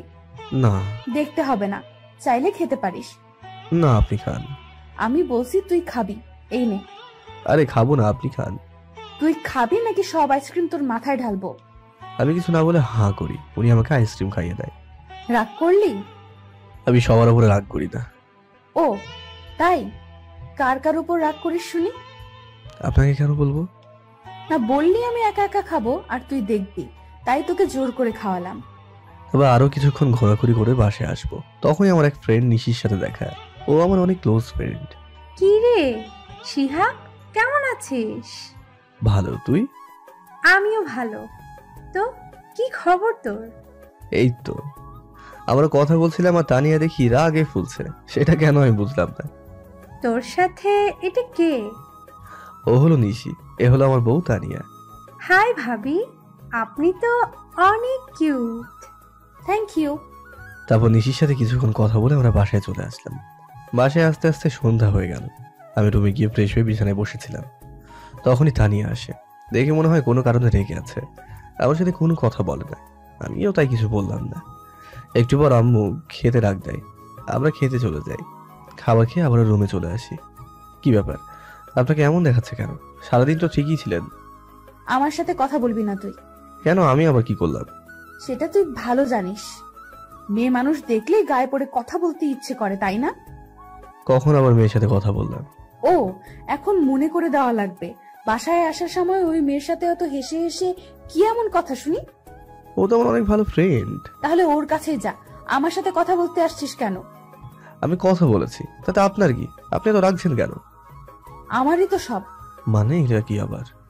কিছু না বলেই শুয়ে পড়ে আমি ভাবতে থাকি, কি আজব মেয়েরে, কারোর সাথে কথা বলতেও দেবে না নাকি? নিজে তো ভালোভাবে কথা বলে না, অন্য সাথে কথা বললেও রেগে যায়। সত্যি মেয়েদের মন বোঝা আসলেই খুব কঠিন। কখন কি যে কি চলে তারাই ভালো জানে। কি বলছিস? আপনি ঘুমাননি এখনো? তুই ঘুমাবি না? ঘুমাচ্ছি। আমিও ঘুমিয়ে যাই। সকালে ঘুম থেকে উঠেই তো আমি অবাক হয়ে যাই। দেখি তানিয়া আমাকে জড়িয়ে ধরে শুয়ে আছে। তানিয়া, তানিয়া। কি? আরে উঠুন, আর আমাকে এইভাবে জড়িয়ে ধরে আছেন কেন? আমার ইচ্ছে হয়েছে তাই, এখন ডিস্টার্ব করিস না, আমাকে ঘুমাতে দে। হারামজাদি কয় কি, আমাকে ধরে শুয়ে আছে আর আমাকে বলে ডিস্টার্ব করিস না। মনে হচ্ছে ধাক্কা দিয়ে ফেলে দিই। তবুও নিজেকে শান্ত রেখে বললাম, আরে ঘুমান, আমি কি মানা করেছি? আমাকে ছাড়ুন। আমি আমার বরকে ধরে আছি, তোর কি? কি বললেন? আপনার বরকে মানে? আমার কথা শুনে তানিয়া আমাকে ছেড়ে দেয়। কিছু না, তুই যা। আপনি চাইলে আরো ঘুমাতে পারেন। হুম। তারপর আমি উঠে নামাজ পড়ে নিই। এসে দেখি তানিয়া ঘুমিয়ে আছে, দেখতে একদম বাচ্চাদের মতো করে ঘুমাচ্ছে। আমার নিজের অজান্তেই ঠোঁটের করে হাসি ফুটে উঠল। কালকের দিনটা আমার কাছে সারা জীবন মনে থাকবে। কখনো ভাবিনি ওকে নিয়ে এমন সময় কাটাতে পারবো। কিন্তু সবার ভাগ্যে সুখ থাকে না, কিন্তু আমি এতেই খুশি। কিন্তু আমি তো তানিয়াকে ভালোবেসে ফেলেছি, ওকে ছাড়া বাঁচবো কিভাবে? আমি কি ওকে নিজের মনের কথা বলে দেবো? যদি বা রেগে যায়? কিন্তু না বললে যে আমি শান্তি মতো থাকতেও পারবো না। সব সময় ওর ভালোবাসা, ওর উপর অধিকার, ওর প্রতি নেশা, ওকে স্পর্শ করার ইচ্ছা আমার ভেতরটা কুড়ে কুড়ে শেষ করে ফেলছে। আচ্ছা, তানিয়া কি আমাকে ভালোবাসে? ওর সবকিছু কাজকর্ম দেখে তো তাই মনে হয় যে তানিয়াও আমাকে ভালোবাসে, কিন্তু বলতে পারে না। আমি ওকে সরাসরি বলে দেবো যে সবকিছু ভুলে দুজন দুজনকে কি আমরা ভালোবাসতে পারি না? আমি ওর প্রতি অনেকটাই দুর্বল হয়ে পড়েছি। এই মায়া আমি কখনোই কাটাতে পারবো না, তাই ভাবছি ওকে বলেই দেবো। এদিকে তানিয়া সকাল থেকে উঠে শিহাবকে কোথাও খুঁজে পাচ্ছে না। সকাল থেকে একবারও দেখেনি। তানিয়াও শিহাবকে ভালোবেসে ফেলেছে, কিন্তু বলতে পারে না। আগে তো মেয়ে নিজে থেকে কিভাবে বলবে? তার উপর শিহাবও চাচাতো ভাই ছিল, তাই লজ্জার সংকোচের কারণে সে বলতে পারে না। কিন্তু মন থেকে শিহাবকেই সে ভালোবাসে। রাতে আমি বাড়ি আসার সময় তানিয়ার জন্য আইসক্রিম, চকলেট আর কিছু ফুল নিয়ে আসি, যেগুলো তানিয়া পছন্দ করে। আজকে আমিও ওকে আমার মনের কথাগুলো বলে দেবো। তারপর ওগুলো নিয়ে বাসায় চলে আসি। ভিতরে এসে আমার রুমের মধ্যে ঢুকতেই যাব, তখনই ভেতর থেকে কারো গলার আওয়াজ পেলাম। মনে হয় তানিয়া কারোর সাথে ফোনে কথা বলছে। আমি কি মনে করে ভেতরে না গিয়ে ওখানে দাঁড়িয়ে থাকলাম, তানিয়া কি কথা বলছে তা শোনার জন্য। হ্যাঁ, আমি সত্যিই ভালোবাসি আর সারা জীবন ওর সাথেই থাকতে চাই। কিন্তু এই ঝামেলাটা থেকে আগে বের হ, তারপর আব্বু আম্মুকেও বলে দেব, তারপর আমরা দুজনে হানিমুনে যাব। তানিয়ার কথাটা শুনেই তো আমি ভীষণ একটা ধাক্কা খাই। তার মানে ও অন্য কাউকে ভালোবাসে? মুহূর্তের মধ্যেই আমার সব মনের আশা নষ্ট হয়ে যায়। আমি এটা কখনো ভাবতেও পারিনি আমি ওর জীবনের এত বড় একটা সমস্যা। আমি গিয়ে চকলেট আর আইসক্রিম মরিয়মকে দিই আর ফুলগুলো বাইরে ফেলে দিই। না, আর নয়, আমি এবার ওকে মুক্ত করে দেব। আর ঝামেলা হয়ে থাকতে চাই না কারো জীবনে। তাই সিদ্ধান্ত নিলাম আমি ওকে ডিভোর্স দিয়ে দেবো। ও যদি অন্য কারোর সাথে সুখী থাকে তাহলে তাই থাকুক, ওর সুখের জন্য আমি সেটাই করব। আমি রুমে ঢুকতেই তানিয়া ফোন দেখে দেয়। সারাদিন কই ছিলি? একবারও বাসায় দেখলাম না। একটা জরুরি কাজ ছিল। খেয়েছিস কিছু সারাদিন? দাঁড়া, আমি তোর জন্য খাবার আনছি। না লাগবে না, আমি বাইরে থেকে খেয়ে এসেছি। যে কথা শুনলাম এরপর খেয়েও কি আর না খেয়েও বাকি। তোর সাথে আমার একটা কথা ছিল। বলুন। অনেকদিন থেকেই তোকে বলতে চাইছিলাম, কিন্তু বলতে পারি নাই। জানি না তুই কিভাবে নিবি। এত কিছু না ভেবে বলেই ফেলুন।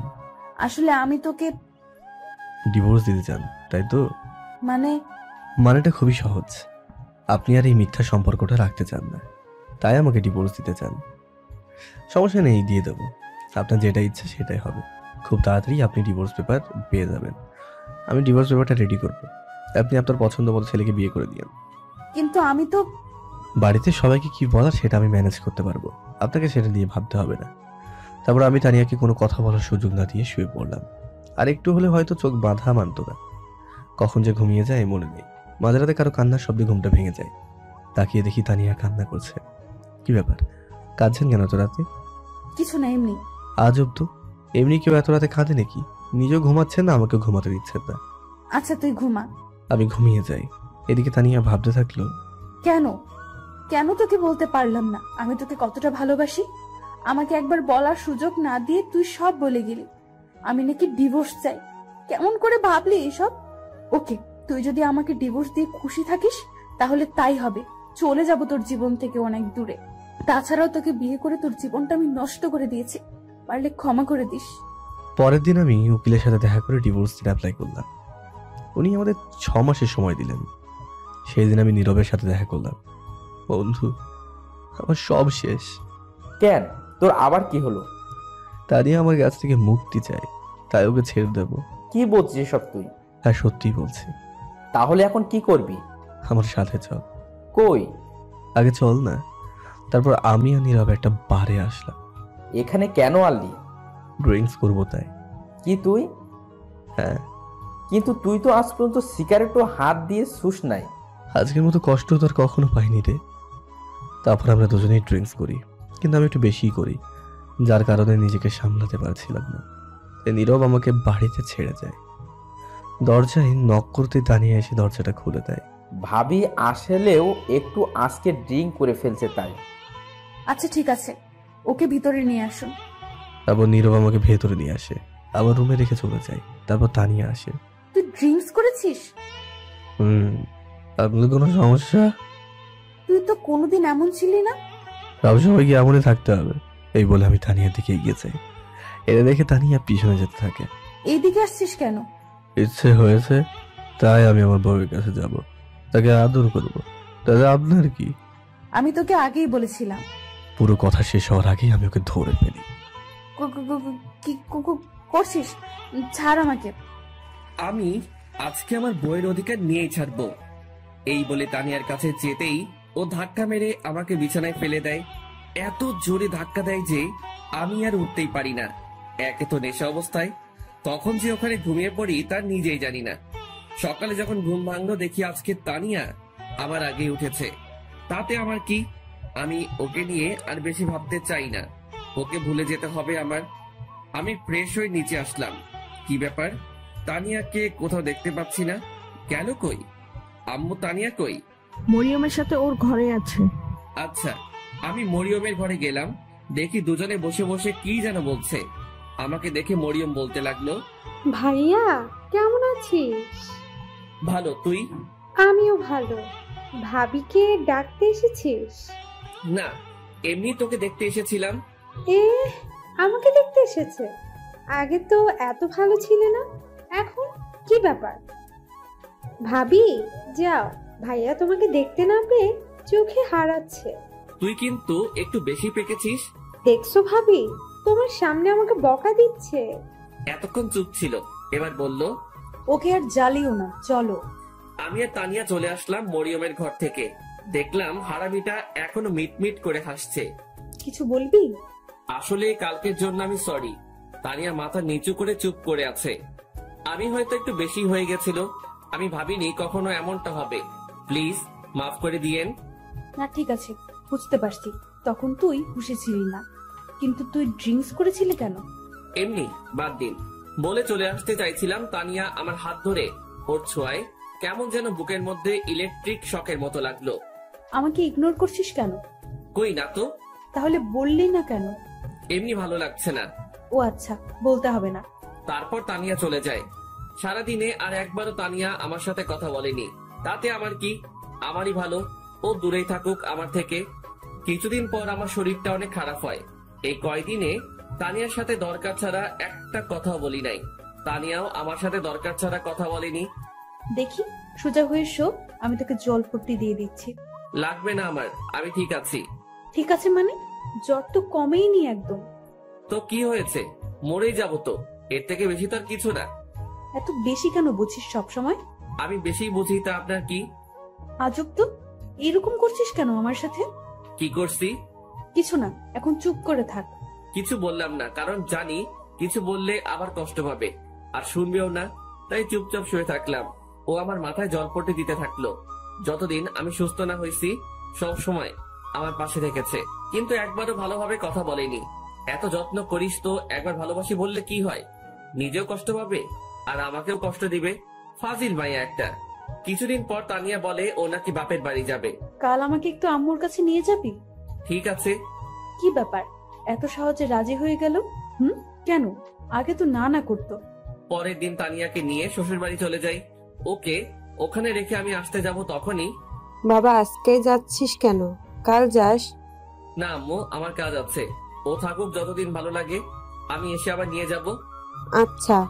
তানিয়ার মা এসে ওকে বলে, কি ব্যাপার তানিয়া, তোর কি শিহাবের সাথে কিছু হয়েছে? ও এমন ভাবে গেল কেন? তানিয়া কিছু না বলে ওর মাকে জড়িয়ে ধরে কাঁদতে শুরু করে দেয়। কি হলো, কাঁদছিস কেন? আরে পাগলি মেয়ে, কাঁদছিস কেন, বলবি তো কি হয়েছে? শিহাব কি কিছু বলেছে? আম্মু, আমি শিহাবকে ভালোবেসে ফেলেছি, কিন্তু বলতে পারছি না। ও অন্য কিছু ভেবে আমার উপর রেগে আছে। তারপর তানিয়া ওর মাকে সবকিছু খুলে বলে। আমি শিহাবের সাথে কথা বলে দেখছি। না আম্মু, তোমাকে বলতে হবে না। তুই তো বলতে পারবি না, পাগলি একটা। আমি বলছি। না, আমিই বলবো, তারপর যা হবার হবে। আচ্ছা এবার কান্না থামা, পাগলি একটা। এইদিকে বাসায় এসে কিছুই ভালো লাগছিল না আমার, শুধু মনটা হাহাকার করছিল কি যেন নেই। না, আমার এমন কেন হচ্ছে? ওকে ওখানে রেখে এসে আমার সবকিছু ফাঁকা ফাঁকা লাগছে। ওকে কি গিয়ে নিয়ে আসবো? কিন্তু এত রাতে, কাল সকাল হলে গিয়ে নিয়ে আসবো, না হলে তো ওকে না দেখে আমি হয়তো মরেই যাব। আজকে রাতটা যেন আর কাটতে চাইছে না, শুধু এপাশ ওপাশ করতেছি। অন্যদিকে তানিয়ারও অস্থির অস্থির লাগছে, কেমন যেন ফাঁকা ফাঁকা। শিহাবকে না দেখে নিজেও থাকতে পারছে না। পরের দিন সকালে শিহাব রেডি হয়ে বেরিয়ে পড়বে, তখনই এত তাড়াহুড়ো করে কোথায় যাচ্ছিস? একটা কাজে। তোর আবার এ সময় কি কাজ? আছে একটা জরুরি, আমি আসছি বলে চলে আসলাম। তারপর তানিয়াদের বাসায় চলে আসলাম। ওদের বাসায় এসে কলিং বেল চাপ দিতেই চাচা, মানে আমার শ্বশুর মশাই, গেট খুলে আমাকে দেখতে পায়। আরে শিহাব বাবা, তুই সকাল সকালই ভেতরে আসতে বলবে না? আরে আয়, এটা তো তোরই বাসা। কে এসেছে গো? দেখো। দেখে যাও, তোমার জামাই। ও শিহাব বাবা, তুমি বসো। আম্মু, তানিয়া কই? ওর ঘরে আছে, যাও। আমি সেখানে আর এক মুহূর্ত না দাঁড়িয়ে দৌড়ে তানিয়ার রুমে চলে আসলাম। এসে দেখি মহারানীর ওপর হয়ে মন খারাপ করে শুয়ে আছে। আমি গিয়ে একটু আওয়াজ করলাম, দেখি কোনো সারা শব্দ নেই। আপুর কি মন খারাপ? আমার গলা শুনে তানিয়া দেখি আমার দিকে তাকালো, কিন্তু ওকে দেখে মনটা খারাপ হয়ে গেল। মহারানী শুয়ে শুয়ে কান্না করছিল। তুই এখানে এসেছিস কেন? কেন, আমার শ্বশুর বাড়ি আমি আসতে পারি না নাকি? না, আসবি না, চলে যা এখান থেকে। কিন্তু আমি তো চলে যেতে আসিনি, আপনাকে সাথে করে নিয়ে যেতে আসছি। আমি কেন তোর সাথে যাব? আমি নিয়ে যাব তাই। আমি যাব না, তুই চলে যা এখান থেকে। আমি তো যাব না আপনি না গেলে। কেন? আমি তোর কে? আপনি আমার চাচাতো বউ। হ্যাঁ, এসেছে বউ বউ করতে। যাব না আমি। তানিয়া, বললাম তো যাব না। আমি তোমাকে ভালোবাসি, নিজের থেকেও অনেক বেশি। চলো আমার সাথে। কি বললি? ভালোবাসি। কাকে? তোমাকে। প্রথম দিন কি বলেছিলাম? আমি অত কিছু জানি না, আমি জানি তুমিও আমাকে ভালোবাসো। আমার ভেবে দেখতে হবে। ওকে, কিন্তু বাসায় চলো আমার সাথে প্লিজ। কিন্তু আব্বু তো আজকেই যেতে দিবে না। সেটা আমি দেখতেছি, চলো। তারপর ওকে নিয়ে আসতে লাগলাম। আরে ওকে নিয়ে কই যাও? চাচা, বাসায় যাব। কিন্তু এখনই তো এলে। আমাদের দরকার আছে। ওদের যেতে দাও। তারপর আমি আর তানিয়া বাড়ির উদ্দেশ্যে চলে আসলাম। আজকে এসে আজকেই চলে গেলে, তুমি আমাকে আটকালে কেন? ওনাকে সব খুলে বলে। এরা পারেও বটে, দেখো সব ঠিক হয়ে যাবে। আমি তানিয়াকে নিয়ে বাসায় চলে আসি। বাসায় আসতে আম্মু বলল, কিরে, কালী বৌমাকে নিয়ে গিয়ে আজ নিয়ে আসলি যে? এমনি, ও থাকতে চাইছিল না তাই। এজন্যই সকাল সকাল যাওয়া হয়েছিল না। আমি তানিয়াকে নিয়ে রুমে চলে আসলাম। দেখি ও রাগী লোক নিয়ে আমার দিকে তাকিয়ে আছে। ভয়ে একটা ঢোক গিললাম। কি ব্যাপার, অমন করে তাকিয়ে আছেন কেন? আমি থাকতে চাইছিলাম না, তাই না? মানে না। তোর আজকে কি করে দেখ হয়েছে আপনাদের রোম্যান্স করা। হঠাৎ কথা শুনে দুজনে চমকে উঠে যাই। তুই এখানে কেন, কিছু বলবি? বলতেই তো আসছিলাম, কিন্তু তোদের রোম্যান্সের মাঝখানে চলে আসছিলাম। তেমন কিছুই না। ভাইয়া, আমি কানা না, চোখের দূর থেকে ভালোই দেখতে পাই। কি বলবি বল। আমাকে কিছু টাকা দে তো। কত লাগবে? 500। আব্বুর কাছ থেকে নে। না, তুই দে, আব্বু বকা দিবে। পরে সে নিয়ে যাস। ওকে, আর রোম্যান্স চালিয়ে যা। তুই যাবি নাকি? মরিয়ম দৌড়ে চলে যায়। তানিয়ার দিকে তাকিয়ে দেখি লজ্জায় লাল হয়ে আছে। মরিয়ম আশায় এত লজ্জা ভাবে জানতাম না। অবশ্য দেখতে এখন আরো কিউট লাগছে। রাতে খাবার খেয়ে আমি বালিশ নিয়ে নিচে শুতে যাব, তখনই ওই তুই উপরেই ঘুমা। আর আপনি? আমিও এখানেই ঘুমাই। মানে আপনি আমার সাথে ঘুমাবেন? বেশি খুশি হইস না, মাঝখানে এই বালিশ থাকবে, এইটার এই পাশে একদম আসবি না, না হলে তোর খবর আছে। মাইয়া কয় কি, বউয়ের কাছে নাকি যাওয়া যাবে না? কি কপাল আমার। কিছু বলছিস? না। এখন ভালো ছেলের মতো ঘুমা। আমিও তাই ঘুমিয়ে পড়ি। মাঝরাতে হঠাৎই ঘুম ভেঙে যায়। উঠতে যাব, তখনই দেখি বুকের উপর ভারী কিছু পড়ে। বুঝতে পারলাম তানিয়া আমার বুকে মাথা দিয়ে জড়িয়ে ধরে ঘুমিয়ে আছে। আমার অনেক ভালো লাগছিল, ইচ্ছা হচ্ছিল সারা জীবন এভাবেই রাখতে। আমি আর উঠলাম না, যদি ওর ঘুমটা ভেঙে যায়। ওভাবেই বুকের উপর রেখেই আমি এবার ওকে জড়িয়ে ধরে ঘুমিয়ে আসি। সকালে আমার আগে তানিয়ার ঘুমটা ভেঙে যায়। দেখে ও আমার বুকের মধ্যে ওকে জড়িয়ে আছি। ওর উঠার চেষ্টা করতেই আমি আরো জড়িয়ে ধরি, কিন্তু এমন ভাব করি যেন ঘুমের ঘোরে ধরে আছি। তানিয়া আর একটু চেষ্টা করার পরও যখন ব্যর্থ হলো, তখন আমাকে ডাকতে লাগলো, শিহাব, আই শিহাব, শিহাব ওঠ, কি? ওঠ, ছাড় আমাকে। ও সরি। ওকে ছেড়ে দিয়ে এমন ভাব করলাম যেন আমি কিছুই জানি না, আমি বুঝতে পারি নাই। ঠিক আছে। মনে মনে আমি হাসতেছিলাম। মাইয়া দেখি লাইনে আসছে একটু একটু করে। পরের দিন আব্বু আম্মু আর মরিয়ম আমাদের এক আত্মীয়র বাড়িতে যায় 2 দিনের জন্য। আম্মু যাওয়ার সময় বলে গেল যেন ওনার বৌমার খেয়াল রাখি আর ঝগড়া না করতে। মুই আর কি কইতাম, আমি তো অবুঝ বাচ্চা। দুপুর হয়ে গেল, অনেক ক্ষুধা লেগেছে। তানিয়া কই? ওকে বলি, তানিয়া তানিয়া। বল। দুপুর হয়ে গেল তো, রান্না করেছেন কিছু? খুব খিদে পেয়েছে। আমি তো রান্না করতে পারি না। কি মজা করেন? মজা কেন করব, আমি সত্যিই রান্না করতে পারি না। হারামজাদি কয় কি রান্না করতে পারে না, শুধু গিলতে পারে। মেয়ে হয়ে এখনো রান্না করা শিখেননি? আম্মু কখনো রান্না করতে দেয়নি, আমি কি করব? মেয়ে মানুষ যখন হয়েছেন রান্নাটা তো একটু শিখতে পারতেন। রান্না করতে পারেন না, বিয়ে করে বরকে কি রান্না করে খাওয়াতেন? এখন কি হবে আমার? বিয়ে তাহলে করলি কেন? শখে করি নাই, জোর করে করাই দিছে যত সব। খিদের জ্বালায় কি সব বলছি। এমনিতে খিদে পেলে আমার মাথা ঠিক থাকে না। আমি গিয়ে হোটেল থেকে খাবার নিয়ে এসে খেয়ে নেই। তানিয়াও তো মনে হয় খাইনি, তাই খাবার নিয়ে ঘরে গেলাম। খাবারগুলো খেয়ে নিন, আমার মাথাটা একটু ব্যথা করছে। আমি গিয়ে নিচে ঘুমাচ্ছি, আপনি খাবারটা খেয়ে নিয়েন। তারপর আমি ড্রয়িং রুমে এসে শুয়ে পড়ি। ঘুম ভাঙলে দেখি সন্ধ্যা নামবে। তানিয়াকে ডাকতে ঘরে যাই, কিন্তু ও কোথায়? খাবারটাও এখনো এমনই আছে, খাই নাই। গেল কোথায়? সারা বাড়ি খুঁজে পেলাম না, তাই ছাদে গেলাম। দেখি ছাদের এক কোনায় দাঁড়িয়ে আছে। আমি গিয়ে ডাক দিতেই চোখ মুছে আমার দিকে তাকালো। বুঝলাম কান্না করছিল। আমার তখনকার কথাই হয়তো অনেক কষ্ট পেয়েছে। আমারও ওভাবে বলা উচিত হয়নি। এখনো খাবার খান নাই কেন? এমনি ভালো লাগছিল না। সরি, আমি আপনাকে সেভাবে বলতে চাইনি। প্লিজ আমাকে মাফ করে দিন। না, সরি কেন বলছিস? ঠিকই তো বলছিস। না, আমি ঠিক বলি না। সরি, আপনি আমার উপর রাগ করে থাকবেন না। আচ্ছা, রাগ করে নেই। সত্যি? সত্যি। তাহলে চলুন, এখন খাবেন। এখন? সারাদিন কিছু খাননি। ওকে জোর করে নিয়ে সে খাইতে বললাম, তারপর ও খেয়ে নিল। ও খাচ্ছিল আর আমি ওর খাওয়া দেখছিলাম। কি ব্যাপার, অমন করে আমার খাওয়া দেখছিস কেন? কই না তো। আমি দেখেছি তুই আমার খাওয়া দেখছিলি। দেখছি তো, কি হয়েছে? কেন, আমার নজর লাগবে না বুঝি? আমি আমার বউয়ের খাওয়া দেখছি, আপনার কি? কে তোর বউ? কেন কি বল, কে তোর বউ? না, কেন না, আপনি খান, আমি আসছি। এখন আবার কই যাস? রাতের খাবার আনতে, রান্না তো আর করবেন না। পরের দিন একইভাবে কেটে গেল। তারপরের দিন সবাই বাসায় চলে আসে। এইদিকে আমি মনে মনে একটা প্ল্যান করতে থাকি। পরের দিন সকালে ঘুম থেকে উঠে দেখি আজকেও তানিয়া আমাকে জড়িয়ে ধরে ঘুমিয়ে আছে। আমিও তাই আর উঠি না, কারণ আমার সব থেকে এই সময়টাই ভালো লাগে। সারা দিনে ওর এতটা কাছে আসতে পারি, এই অনুভূতিটাই অন্যরকম। যেন সারা জীবন এভাবে ওকে বুকের মধ্যে জড়িয়ে রাখি, যাতে কখনো হারিয়ে না যায়। আজকে তানিয়া ওর ফ্রেন্ডের সাথে দেখা করতে গেছে। দূর কিছু ভালো লাগছে না। তখনই আমার ফোনটা বেজে ওঠে। ফোনটা হাতে নিয়ে দেখি এক বড় ভাইয়ের ফোন। রিসিভ করলাম। শিহাব বলছো? হ্যাঁ রাকিব ভাই, বলেন। তুমি চাকরির কথা বলেছিলে না? হ্যাঁ। আমার এক আঙ্কেলের অফিসে তোমার জবের ব্যবস্থা করেছি, তুমি এই ঠিকানায় একটু আসো। ওকে, আমি আসছি। আমি রাকিব ভাইয়ের দেওয়া ঠিকানায় চলে গেলাম। তারপর ওনার সাথে দেখা করলাম। কাজ হয়ে গেলে আমিও চলে আসি। হঠাৎ রাস্তার মধ্যে তানিয়ার মতো কাউকে দেখতে পেলাম। হ্যাঁ, ওটা তো তানিয়া। আর ওর ফ্রেন্ডরা ওই পাশে কেন? আর ওর সাথে ওই ছেলেটাই বা কে? আমি এগিয়ে যাই। গিয়ে তো আমার মাথাটা গরম হয়ে গেল। ছেলেটা দেখি তানিয়ার হাত ধরে টানছে আর কি যেন বলছে। তানিয়া, আমি তোকে অনেক ভালোবাসতাম, কি করলি তুই এটা? দেখ সাইমন, আমার হাত ছাড়। আমি তোকে ভালো ফ্রেন্ড ভাবতাম, আর কিছু না।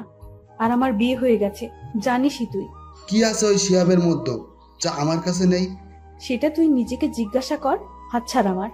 ঠিক আছে, এক রাতের জন্য হলেও তো আমার হবি। বিশ্বাস কর, তোকে এক রাত নিজের করে পাবার জন্য অনেক অপেক্ষা করছি আমি। এমনিতেই মাথাটা গরম ছিল। এই কথাটা শুনে আর নিজেকে কন্ট্রোল করতে পারলাম না। সোজা গিয়ে ছেলেটার মুখে এক ঘুষি দিলাম। এতেও কিছুটা দূরে সরে গেল। আমাকে দেখে তানিয়া কিছুটা অবাক হয়ে যায়। তারপর আমি ইচ্ছে মতো ওকে মারতে থাকি। তানিয়া আমাকে আটকাতে থাকে, কিন্তু আমি ওকে সরিয়ে আবার ওকে মারতে থাকলাম। আবার আমার তানিয়াকে স্পর্শ করতে চাইছে, আজকে ওকে বেড়ে ফেলবো। আশেপাশে লোক জড়ো হয়ে যায়। তারপর লোকজন থামিয়ে দেওয়ায় আমি তানিয়ার হাত ধরে ওকে নিয়ে বাসায় চলে আসি। তানিয়ার উপরও রাগ হইতেছে এখন প্রচুর, কিন্তু ওকে কিছু বললাম না। তানিয়া বুঝতে পারছে আমি অনেক রেগে আছি, তাই ও আর কিছু বললো না। রাতে আম্মু খাবার জন্য ডেকে গেল, কিন্তু খাবো না বলে দিছি। তানিয়াও একবার ডাকলো খাওয়ার জন্য, ওকেও মানা করে দিছি। তুই কি আমার উপর রেগে আছিস? বল না, আমি কিছু জিজ্ঞেস করছি তোকে। কি জানতে চান? রেগে আছি নাকি? হ্যাঁ, আমি রেগে আছি। আমার বউকে কেউ খারাপ কথা বললে আমার রাগ হবেই। আমার বউয়ের হাত ধরে কেউ টানাটানি করলে আমার রাগ হবেই। কেন গিয়েছিলেন ওদের সাথে দেখা করতে? সরি, আমার ভুল হয়ে গেছে, রাগ করিস না, আমি জানতাম না। আপনি অনেক কিছুই জানেন না। কি? কিছু না। তাহলে আর রেগে থাকিস না, আমার দিকে একটু তাকিয়ে হাস। আরো কি রাগ করে থাকবো? ওর মায়াবী মুখ দেখলেই সবকিছু ভুলে যাই। ভালোবাসার মানুষের উপর আর যাই করা যাক, রাগ করে থাকা যায় না। এই তো গুড বয়। অনেকদিন হলো ফেসবুকে ঢোকা হয় না, তাই ফেসবুকে ঢুকলাম। সময় কাটছিল না, তাই ভাবলাম 3-4টা মেয়ের সাথে চ্যাটিং করলে এমনিতেই 2-3 ঘন্টা সময় কেটে যাবে। তাই আমি বসে বসে ফেসবুকে চ্যাটিং করছিলাম। কখন যে আমার পাশে এসে তানিয়া বসে আছে আমি খেয়ালই করি নাই। দেখলাম ও খুব মনোযোগ দিয়ে আমার চ্যাটিং দেখছে আর রাগে ফুলছে। মনে মনে ভাবলাম আজকে আমাকে কে বাঁচাবে, আমি আজকে শেষ। কিন্তু না, আমার সাথে কিছুই হইল না।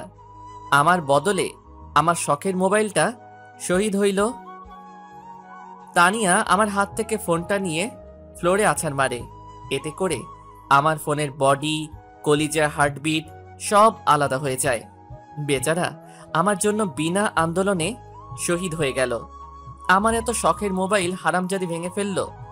পরের দিন আমার অফিসে জয়েনিং ডেট ছিল, তাই আমি সকল ফাইলপত্র নিয়ে বেরিয়ে পড়ি। শিয়াব, কোথায় যাস? আম্মু, আমার একটা চাকরির ইন্টারভিউ আছে। আচ্ছা যা, ভালোভাবে দিস ইন্টারভিউ। আম্মু। আম্মুর থেকে বিদায় নিয়ে অফিসে এসে বসে আছি। এক পিয়ন এসে আমাকে ডাকলো। মিস্টার শিয়াব স্যার আপনাকে ভেতরে ডাকছেন। আমি ভেতরে যাই। May I come in sir? Yes, come in. তুমি শিয়াব তাই না? হ্যাঁ। কাল রাকিব আমাকে সব বলেছিল তোমার কথা। তোমার ফাইলগুলো দাও আমাকে। এই যে। মিস্টার রনি, ওনাকে ওনার কেবিন দেখিয়ে দিন। আসুন আমার সাথে। চলুন। উনি আমাকে কেবিন দেখিয়ে দিয়ে চলে গেলেন। আমি সেখানে কিছুক্ষণ বসেছিলাম, তারপরেই স্যারের ডাক এলো। স্যার, আমার চাকরিটা হয়ে যাবে তো? আরে তোমার চাকরি তো কালই হয়ে গেছে। আমি তো তোমার ফাইলগুলো দেখছিলাম শুধু।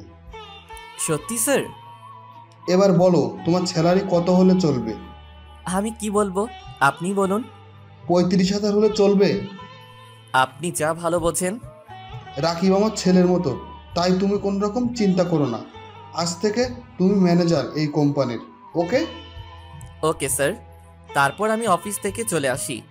আজকে আমার অনেক খুশি খুশি লাগতেছে। তারপর হঠাৎ আমার মনে হলো আজকে তো তানিয়ার জন্মদিন, ওকে আজকে সারপ্রাইজ দিব। বাসায় ফেরার সময় তাই সব জিনিসপত্র নিয়ে আসলাম ও সবার জন্য মিষ্টি নিয়ে আসলাম। আম্মু দরজা খুলে দিতেই আম্মুকে মিষ্টি খাওয়ালাম। আমার নতুন জবের আমি চাকরি পাইছি। এটা তো খুব ভালো কথা, তোর আব্বু শুনলে খুব খুশি হবে। আম্মু, মরিয়ম কই? কি ব্যাপার, আজকে বউকে না খুঁজে বোনকে খুঁজছিস? আম্মু, তুমিও না? পড়তেছে ওর ঘরে। আমি গিয়ে মরিয়মের সাথে দেখা করলাম। তারপর নিজের ঘরে গেলাম। তানিয়াকে বললাম একটু আমার সাথে আসতে। কই যাব? আরে চলুন না। তারপর ওকে নিয়ে ছাদের দিকে যেতে লাগলাম। ছাদে পৌঁছানোর আগেই ওর চোখটা চেপে ধরলাম। কি করিস? চুপ, আগে চলুন। আমি ওকে ছাদে নিয়ে এসে চোখ ছেড়ে দেই। তানিয়া পুরাই অবাক হয়ে যায়। সেখানে মোমবাতি দিয়ে লেখা আছে হ্যাপি বার্থডে তানিয়া। আমি এবার ওর সামনে হাঁটু গেড়ে বসে বললাম, happy birthday Tania. Thank you so much. I love you Tania, I really love you. এই বলে আমি তানিয়াকে আংটি পরিয়ে দিলাম, কিন্তু ওর কোনো রিয়াকশন নেই। আমি অবাক হয়ে যাই। কিছু বলছো না যে? আমি কি তোমাকে ভালোবাসার যোগ্য না? সেটা না। তাহলে কি আজকে যদি তুমি কিছু না বলে তাহলে আমি বলেই টেবিলের ওখান থেকে চাকু নিয়ে নিজের হাতে ধরি। কি করছিস কি? আজকে যদি ভালোবাসি না বলছি তাহলে আমি আর এ জীবন রাখবো না বলে হাতে একটু টান দিব। তার আগে তানিয়া দৌড়ে এসে আমার হাত থেকে চাকুটা ফেলে দিয়ে জড়িয়ে ধরে কান্না করতে করতে, কি করছিস তুই? তুই তোর কিছু হলে আমার কি হবে? কেন? তুমি তো আমাকে ভালোবাসো না। কে বলছে? অনেক ভালোবাসি তোকে। তাহলে বলনি কেন আগে? এমনি তুই কখনো বলেছিস? বলেছি তো। ভালো করছিস। ভালোবাসি জানি তো। অনেকক্ষণ তানিয়া আর আমি একে অপরকে জড়িয়ে ধরে থাকি। কেকটা কাটো। তোর মনে ছিল? আমার একমাত্র বউয়ের জন্মদিন আর মনে থাকবে না? হয়েছে হয়েছে, আর পাম মারতে হবে না। তারপর আমি আর তানিয়া মিলে কেকটা কাটি। আমি ওকে খাইয়ে দেই আর ও আমাকে খাইয়ে দেয়। এই মুহূর্তে আমার কাছে মনে হলো এক নতুন অনুভূতি। অনেকদিন পর আজকে এত খুশি লাগছে আমার। অনেক রাত হলো, এবার ঘরে চলো। এমন ভাবে যাব না। তাহলে? আমি হেঁটে যেতে পারবো না। তাহলে কিভাবে যাবেন? বুঝতে পারছিলাম ও আমার কোলে ওঠার জন্য এমন বলছে, তবুও না বোঝার ভান করলাম। সব কথাই মুখে বলে বোঝাতে হবে? বুঝতে পারছি বলেই তানিয়াকে কোলে তুলে নিলাম। ও দুই হাতে আমার গলা জড়িয়ে ধরে। আমি ওকে কোলে নিয়ে ছাদ থেকে ওকে ঘরে নিয়ে আসলাম। ঘরে ঢুকে তানিয়া অবাক হয়ে যায়। ঘরটা এত সুন্দর করে কে সাজালো? কত সুন্দর ফুল তানিয়ার পছন্দের, আর পুরো ঘর মোমবাতি দিয়ে সাজানো। পছন্দ হয়েছে? অনেক। কে করলো এসব? সেটা না হয় পরে জানবে। ওকে। তারপর আমি দরজাটা লক করে দিয়ে তানিয়াকে নিয়ে বিছানায় শুয়ে দেই। আমি ওর ওপর ঝুঁকে থেকে ওকে দেখতে থাকি। তানিয়া আমাকে ধাক্কা দেয়, কিন্তু কোনো লাভ হয় না। আমি ওর দিকে এগিয়ে যেতেই তানিয়া লজ্জায় চোখ বন্ধ করে নেয়। আমি ওর গোলাপি ঠোঁট দুটোই কিস করতেই তানিয়া কেঁপে ওঠে। আমি আস্তে আস্তে ওর ঠোঁটে কিস করতে করতে ওর গলায় কিস করি। এরপর তানিয়া নিজেই আমার উপর উঠে আমাকে কিস করা শুরু করে। তারপর দুজনেই হারিয়ে যাই ভালোবাসার অতল সাগরে। সকালে আমার আগেই তানিয়ার ঘুম ভেঙে যায়। দেখে ও আমার বুকের উপর আজকের সকালটা তানিয়ার কাছে একদম অন্যরকম। অনেক খুশি খুশি লাগছে, কিন্তু কাল রাতের কথা মনে হতেই কিছুটা লজ্জা পায়। দেখে শিহাব ঘুমিয়ে আছে, তাই ওর কপালে আলতো করে একটা চুমু খায়। এতে শিহাব তানিয়াকে জড়িয়ে ধরে আরো। তানিয়া বুঝতে পারে শিহাব জেগে আছে। তানিয়া শিহাবের থেকে ছাড়ার চেষ্টা করে, কিন্তু পারে না। এইদিকে আমি তানিয়াকে একটা কিস করি। কি মশাই, সারা রাত তো ঘুমাতে দেন নাই, এখন আবার কি? এখন ওইটা? একদম না, সারা রাত আদর করো, শখ মেটেনি? না, এখন একটু। No mister, no. ওকে, একটা কিস তো দিবা? এখন চোখ বন্ধ করো। কেন? এখন আবার লজ্জার কি? আরে করতে বসে করো। ওকে, তাই বলে চোখ বন্ধ করলাম। একটু পর তানিয়া ওর ঠোঁট আমার ঠোঁটের সাথে এক করে দিল। বাহ, সকাল সকাল এমন মিষ্টিকে ঘুম ভাঙলে তো জীবনটাই লাইভ। তানিয়া উঠে শাওয়ার নিতে চলে যায়। আমি ওখানে শুয়েছিলাম। তানিয়া শাওয়ার শেষে এসে দেখে আমি এখনো শুয়ে আছি। কি ব্যাপার, উঠবে না নাকি সারাদিন শুয়ে থাকবে? এইদিকে শুনো। কি? ও চুল মুছতে মুছতে আমার কাছে আসতেই ওকে টান দিয়ে আমার উপর নিয়ে আসি। এতে ওর ভেজা চুলগুলো আমার মুখের উপর এসে পড়ে। চুল থেকে এত সুন্দর স্মেল আসছিল যেটা মনে হয় সব পারফিউমকে হার মানাবে। তানিয়া আমার মুখের উপর থেকে চুলগুলো সরিয়ে নেয়। মেজাজটা খারাপ হয়ে গেল। কত সুন্দর লাগছিল। দিল কি হলো এটা? কি? তুমি তো আমাকে টান দিয়ে তোমার উপর ফেলে দিলে। চুলগুলো কেন সরালে? কত ভালো লাগছিল। আমি কি জানি নাকি? মাথা মোটা। কি বললে? কিছু না। আজকে তোমাকে এত সুন্দর লাগছে কেন? আগে লাগতো না বুঝি? আগেও লাগতো, কিন্তু আজকে একটু বেশি। মনে হচ্ছে আজ সারাদিন তোমাকে আদর করি। চুপ বদমাইশ। এবার ছাড়ো, অনেক সকাল হয়েছে, বাইরে যেতে হবে। ওকে। তানিয়া চলে যায়। আমি উঠে ফ্রেশ হয়ে নেই। তানিয়া নিচে এসে আম্মুর কাছে যায় রান্নাঘরে। তুই কেন এখানে এলি? আমাকে তো কোনো কাজই করতে দাও না, আপনার একটু হেল্প করি। কি ব্যাপার, তুমি হাসছো কেন আমাকে দেখে? না এমনি, তোকে কাজ করতে হবে না, তুই শিহাবের কাছে যা। যাচ্ছি, কিন্তু হাসছো কেন? তানিয়া চলে আসে শিহাবের কাছে। কি ব্যাপার ম্যাডাম? আম্মু আমাকে দেখে বারবার হাসছে কেন? কি বলো? হ্যাঁ, বললাম হাসছো কেন। বলে কিছু না, তারপর তোমার কাছে যেতে বললো। ওর দিকে একটু ভালো করে তাকিয়ে ওর হাত ধরে ঘরে নিয়ে আসলাম। কি হলো, এভাবে নিয়ে আসলে কেন? এই দেখো। আমি ওকে আয়নার সামনে দাঁড় করিয়ে ওর গলায় আর ঘাড়ে দেখালাম। হায় আল্লাহ, এসব দাগ। তানিয়া লজ্জা পেয়ে যায়। তুমি ভালোভাবে না দেখেই নিচে কেন গিয়েছিলে? আমি খেয়াল করি নাই। সরি, কাল রাতে হয়তো অনেক ব্যথা লেগেছে তোমার। আমার এমন করা ঠিক হয় নাই। তোমার ভালোবাসার কাছে কখন যে ব্যথা লেগেছে বুঝতেই পারি নাই। আমি সকালে নাস্তা করে অফিসে চলে গেলাম। আজকে প্রথম দিন ছিল, তাই লেট করলাম না। আমি অফিসে আসার পর তানিয়ার ভালো লাগছিল না, তাইও মরিয়মের রুমে যাই। কি ব্যাপার ভাবি, আজকে তুমি এত সকালে উঠেছো? রোজই তো উঠি। আমি তো ভাবছিলাম আজকে সারাদিন তুমি ঘুমাবে। কেন? কালকে রাত্রে এত কিছু করলাম তোমাদের জন্য, আমি তো ভাবছিলাম আজকে সারাদিন তুমি ঘুমাবে। কি, তার মানে তুই ঘরটা সাজাইছিলি? জি, আর এটাই জানতাম ভাইয়া তোমাকে সারপ্রাইজ দিবে। আগে থেকে সব জানতি, আমাকে বলিসনি কেন শয়তাননি? বললে আমার ভাইয়ার কি হতো, কত ভালোবাসে আমার এই কিউট ভাবিটাকে। তোরা দুই ভাই বোনই বদের হাড্ডি। আমার কিউট ভাবি। কি ব্যাপার, এত তেল মারছিস কেন? কিচ্ছু না।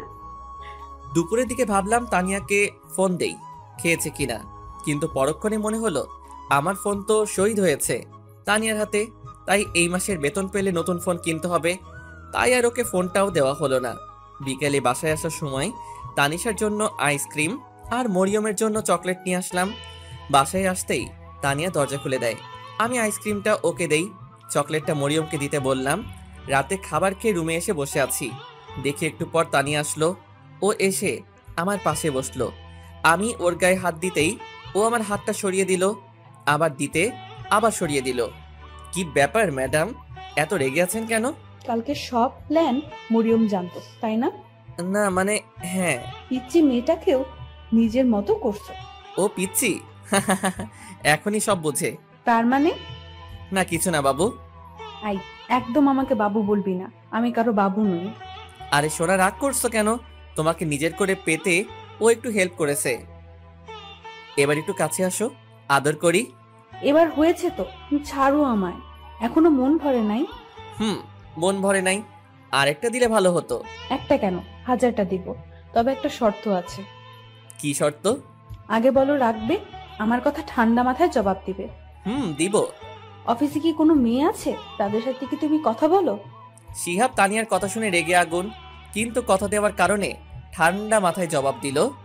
দেখো, অফিসে মেয়ে মানুষ কাজ করবে, এটাই স্বাভাবিক, তবে তাদের সাথে প্রয়োজন ছাড়া কোনো কথা বলা হয় না। তাদের সাথে কি হেসে হেসে কথা বলো নাকি?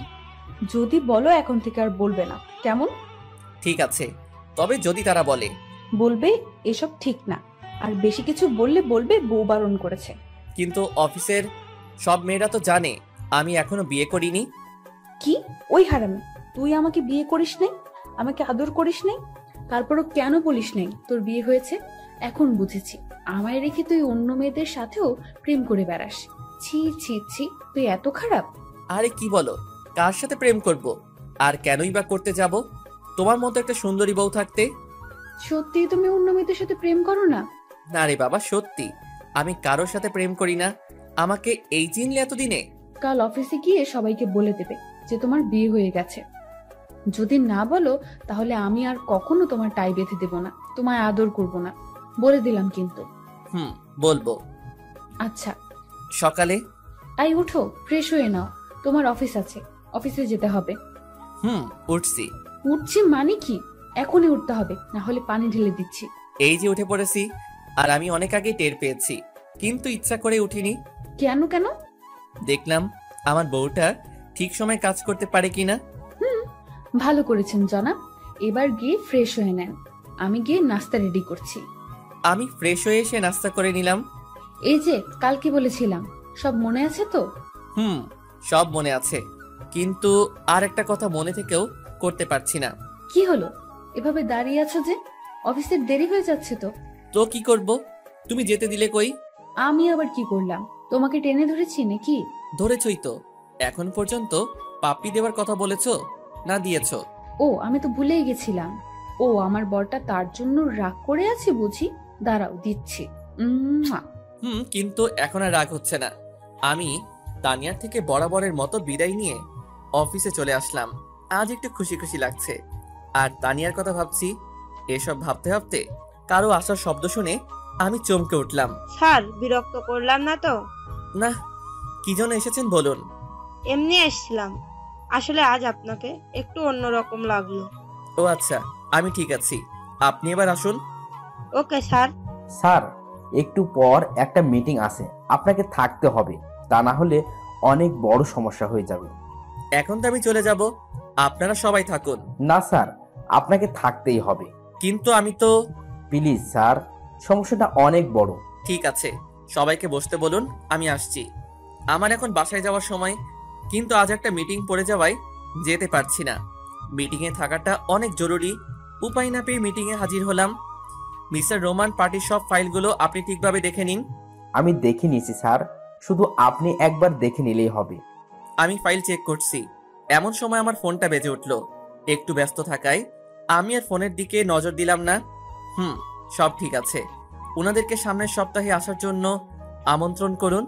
আমার ফোন আবার বাজা শুরু করলো। স্যার, আপনার ফোন বাজছে। দেখছি, একটু ওয়েট করুন। শিহাব এক পাশে এসে ফোন রিসিভ করলো। ফোন রিসিভ করতেই, কি ব্যাপার? কখন থেকে ফোন করে যাচ্ছি, তুমি ফোন রিসিভ করলে না কেন? কোথায় তুমি? অফিসে। আর তোমার বোঝা উচিত, কোনো কাজে আটকে গিয়েছি বিধায় ফোন রিসিভ করেনি। তারপরেও কেন এভাবে বিরক্ত করে যাচ্ছ? অফিসে মানে কি? অফিস টাইম তো অনেক আগেই শেষ হয়ে গিয়েছে। তার মানে তুমি অন্য কোনো মেয়ের সাথে আড্ডা দিচ্ছ। আমি যা ভেবেছিলাম তাই হলো। এখন একটু বেশি বাড়াবাড়ি হয়ে যাচ্ছে। ফোন রাখছি, আমি এখন ব্যস্ত আছি বলে ফোনটা কেটে দিলাম। এভাবে রাগী লুক নিয়ে কথা বলা আর হুট করে ফোনটা রেখে দেওয়াতে তানিয়ার একটু সন্দেহ লাগতে লাগলো। তাহলে কি শিহাব আমাকে ধোকা দিচ্ছে? না, এর শিকড় টেনে বের করতেই হবে। মিটিং শেষ করে 2 ঘন্টা পর বাসায় আসলাম। কলিং বেল বাজাতেই তানিয়া দরজা খুলে দিল। এতক্ষণ নিশ্চয়ই পথের দিকে চেয়েছিল। আই ছেলে, কি পেয়েছিস কি তুই? ঘরে বউ রেখে বাইরে অন্য মেয়েদের সাথে মেলামেশা করবি, আর বাসায় এসে এমন ভাব করবি যে এখন মাত্র অফিস থেকে এসেছি। তানিয়া বেশি বাড়াবাড়ি হয়ে যাচ্ছে। আমি বাড়াবাড়ি করছি, সত্যি বললাম তো, তাই শুনতে খারাপ লাগছে। আমি নিজের রাগ কন্ট্রোল করতে না পেরে নিজের গালে নিজেই 2টা থাপ্পড় মারি। এমনিতেই আজ সারাদিন অফিসে কাজের অনেক ধকল গেছে, তার উপরে বাসায় আসতে না আসতেই কি সব শুরু করে দিয়েছ।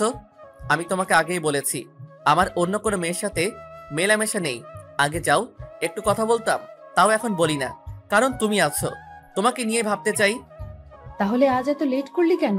আবার ফোন করলাম, কথা না বলে কেটে দিলি। নিশ্চয়ই তখন পাশে মেয়ে ছিল। পাশে মেয়ে ছিল, কিন্তু তবে তা কোনো বাজে মেয়ে ছিল না। তাহলে কথা কেন বললি না? কাজে আটকে গিয়েছিলাম, তার উপর একটা মিটিং। সরি। ইস, আগে বললেন না কেন? তাহলে কি তোমাকে এত বাজেভাবে বকা দিতাম? আমার বুকের উপরে ঠুস করে মাথা রেখে বলার সুযোগ দিয়েছো তুমি। সরি বাবা, এবার ফ্রেশ হতে যাও। কোনো কথা না বলে চলে গেলাম। সবাই মিলে একসাথে রাতের খাবার খেয়ে যে যার মতো শুতে গেল। আমি রুমে এসে অভিমান করে বসে আছি। কি হলো? এভাবে মুখ গোমড়া করে বসে আছো কেন? কি হলো এই আমার পাগলটার? আরে কথা বলছো না কেন? কি হয়েছে? এরকম করে থাকলে আমি অন্য রুমে শুতে যাব বলে দিলাম। যাও না, কি আটকে রেখেছে তোমায়? তুমি এখনো আমার উপর রেগে আছো? অনেক। এই যে কান ধরছি, এমন আর কখনো হবে না। সরি বাবা। এসব বলে কাজ হবে না, ঘুষ লাগবে। ঘুষ দেওয়া এবং নেয়া আমি পছন্দ করি না। তানিয়া বুঝতে পেরেছে শিয়াবের কিসের নেশা ধরেছে, তাই একটু দুষ্টামি করে বলল, তুমি করতে হবে না, আমি তো করি, আমি এখন নিব। আমি না দিলে কিভাবে নিবে? না দিলে জোর করে আদায় করে নিব বলে তানিয়ার দিকে এগোচ্ছে, আর তানিয়া পিছাচ্ছে। একদম কাছে আসবে না। আসলে কি করবে দেখি? খারাপ হয়ে যাবে কিন্তু। খারাপটাই দেখতে চাই। এই বলেই আমি তানিয়ার কাছে গিয়ে তার গলায় কিস করে আস্তে আস্তে ঘাড়ে চুমু দিচ্ছিলাম। দুজনেরই নিঃশ্বাস ঘন হয়ে যায়। এরপর আমি তানিয়াকে কোলে করে বিছানায় নিয়ে যাই। অনেক খুনসুটি করে দুজনেই ঘুমিয়ে পড়েছে। আজ একটু বেলা হয়ে গেছে, কিন্তু কারো কোনো ওঠার নাম নাই। কি হলো, এত বেলা হয়ে গিয়েছে শিহাব, এখনো উঠছিস না কেন? অফিসের দেরি যাচ্ছে তো। উঠছি, আর একটু ঘুমাই। আর একটু ঘুমাতে গেলে তোমার আর আজ অফিস করতে হবে না। তারপর উঠে ফ্রেশ হয়ে নাস্তা করে অফিসের উদ্দেশ্যে রওনা হলাম। দেখি রোমান আমার কেবিনে আছে। কি ব্যাপার?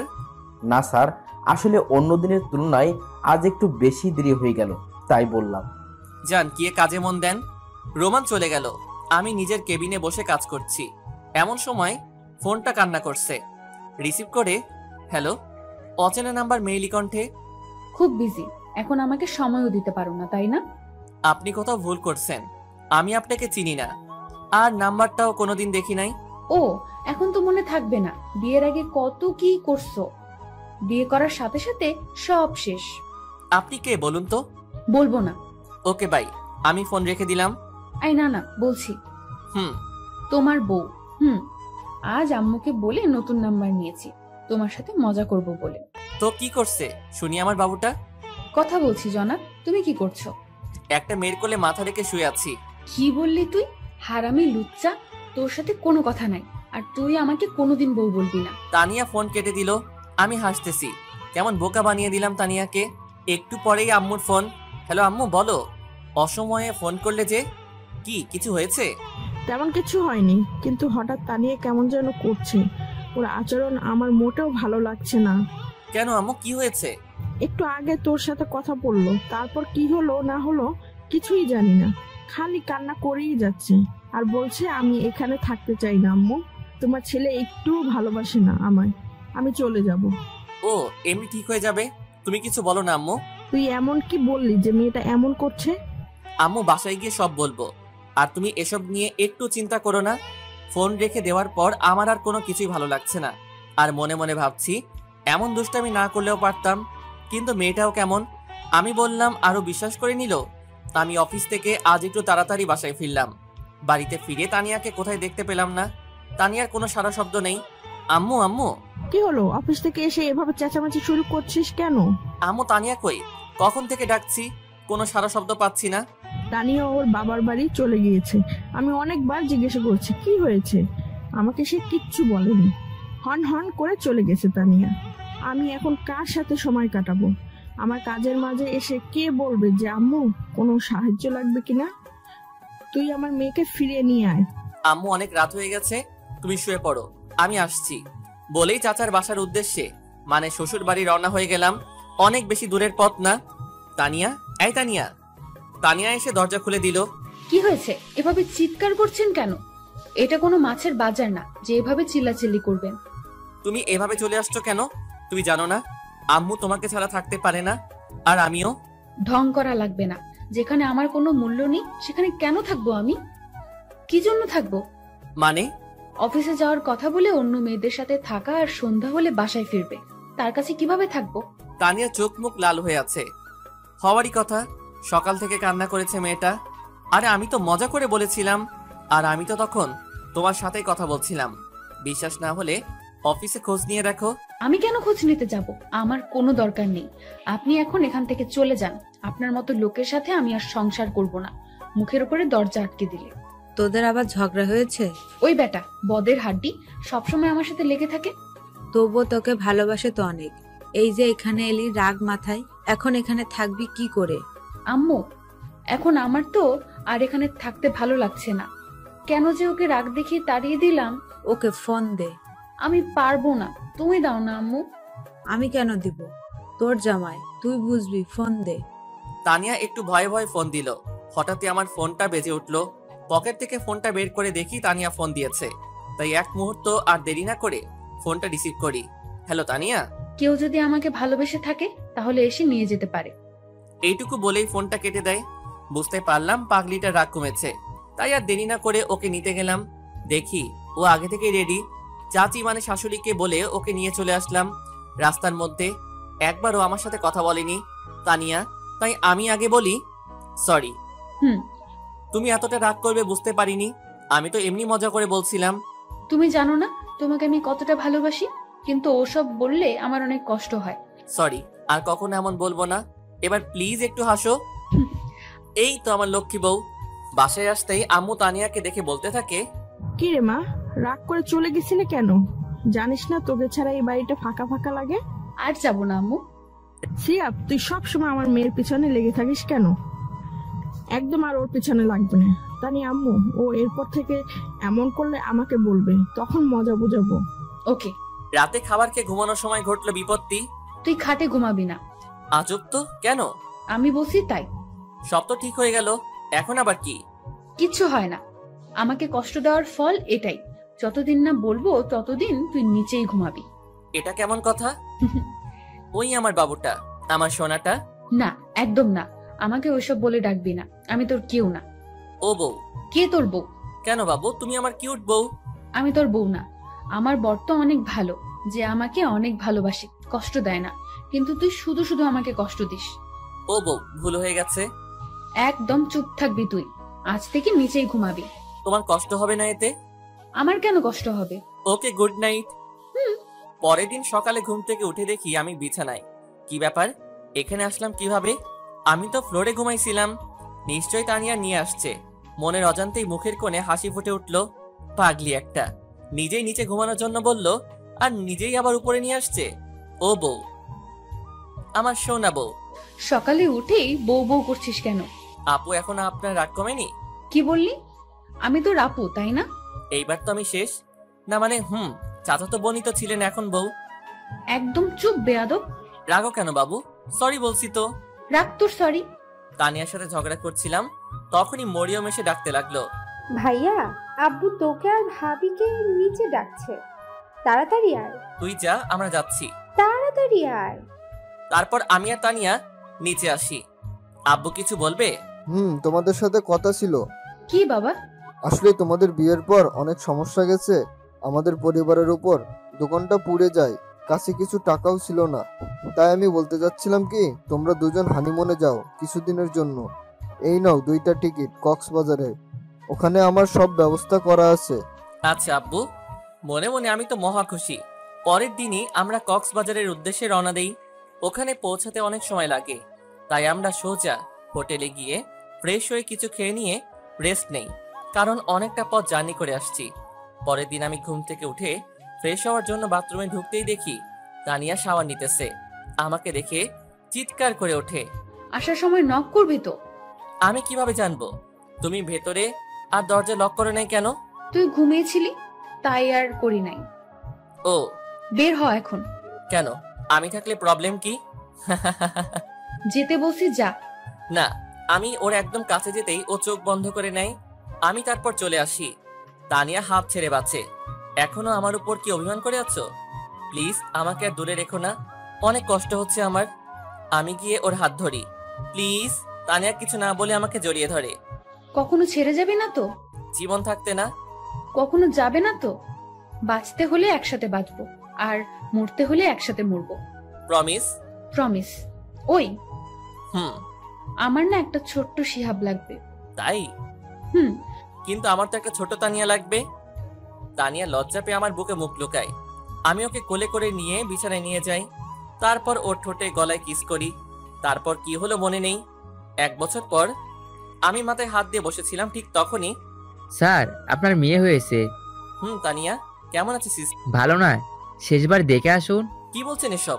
আমি কেবিনে গিয়ে, এই তানিয়া উঠো, আমাদের মেয়ে হয়েছে, তোমার মতোই মিষ্টি। এই তানিয়া দেখো না একবার, কথা বলো না একবার। তুমি কিন্তু তোমার প্রমিস ভেঙে ফেলছো। তুই আমাকে প্রমিস করেছিলে একসাথে মরবো, একসাথে বাঁচবো, কিন্তু তুমি আমাকে আগে ছেড়ে চলে যাবে। ঠিক আছে, আমিও চলে যাব। তখনই তানিয়া আমার হাত ধরে। আই পাগল, তুমি আমাকে ছেড়ে কই যাবে? কোথাও না, আমার পাগলিটাকে বুকে নিয়ে রাখবো।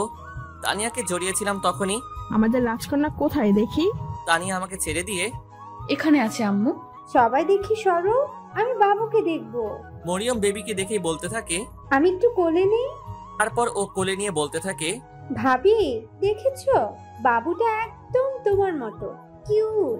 ওকে আমার কাছে দে, ও আমার মেয়ে। জানি তোর মেয়েকে আমি খেয়ে ফেলছি নাকি। সবাই ওর কথা শুনে হাসতে লাগলো। তারপর সবাই আমার মিষ্টি মেয়েকে নিয়ে আনন্দ করলো। সন্ধ্যার সময় আম্মু আব্বু তোমরা বাসায় যাও, আর আমি তানিয়াকে নিয়ে আছি। ঠিক আছে, আমরা এখন আসি। ঠিক আছে। শিহাব এখানে এসো। বলুন মহারানী। এখানে বসো। তাহলে তোমার মিষ্টিটা দাও। দেখছে তো। কে দেখছে? তোমার পাঠক পাঠিকা। যে পাঠক পাঠিকা ভাই বোন আর কত দূর যাবেন, এখন আমাদের প্রেম করতে দেন। ভুল হলে ক্ষমা সুন্দর দৃষ্টিতে দেখবেন। পুরো গল্পে আমার সাথে থাকার জন্য ধন্যবাদ। গল্পটা কেমন হয়েছে জানাতে ভুলবেন না।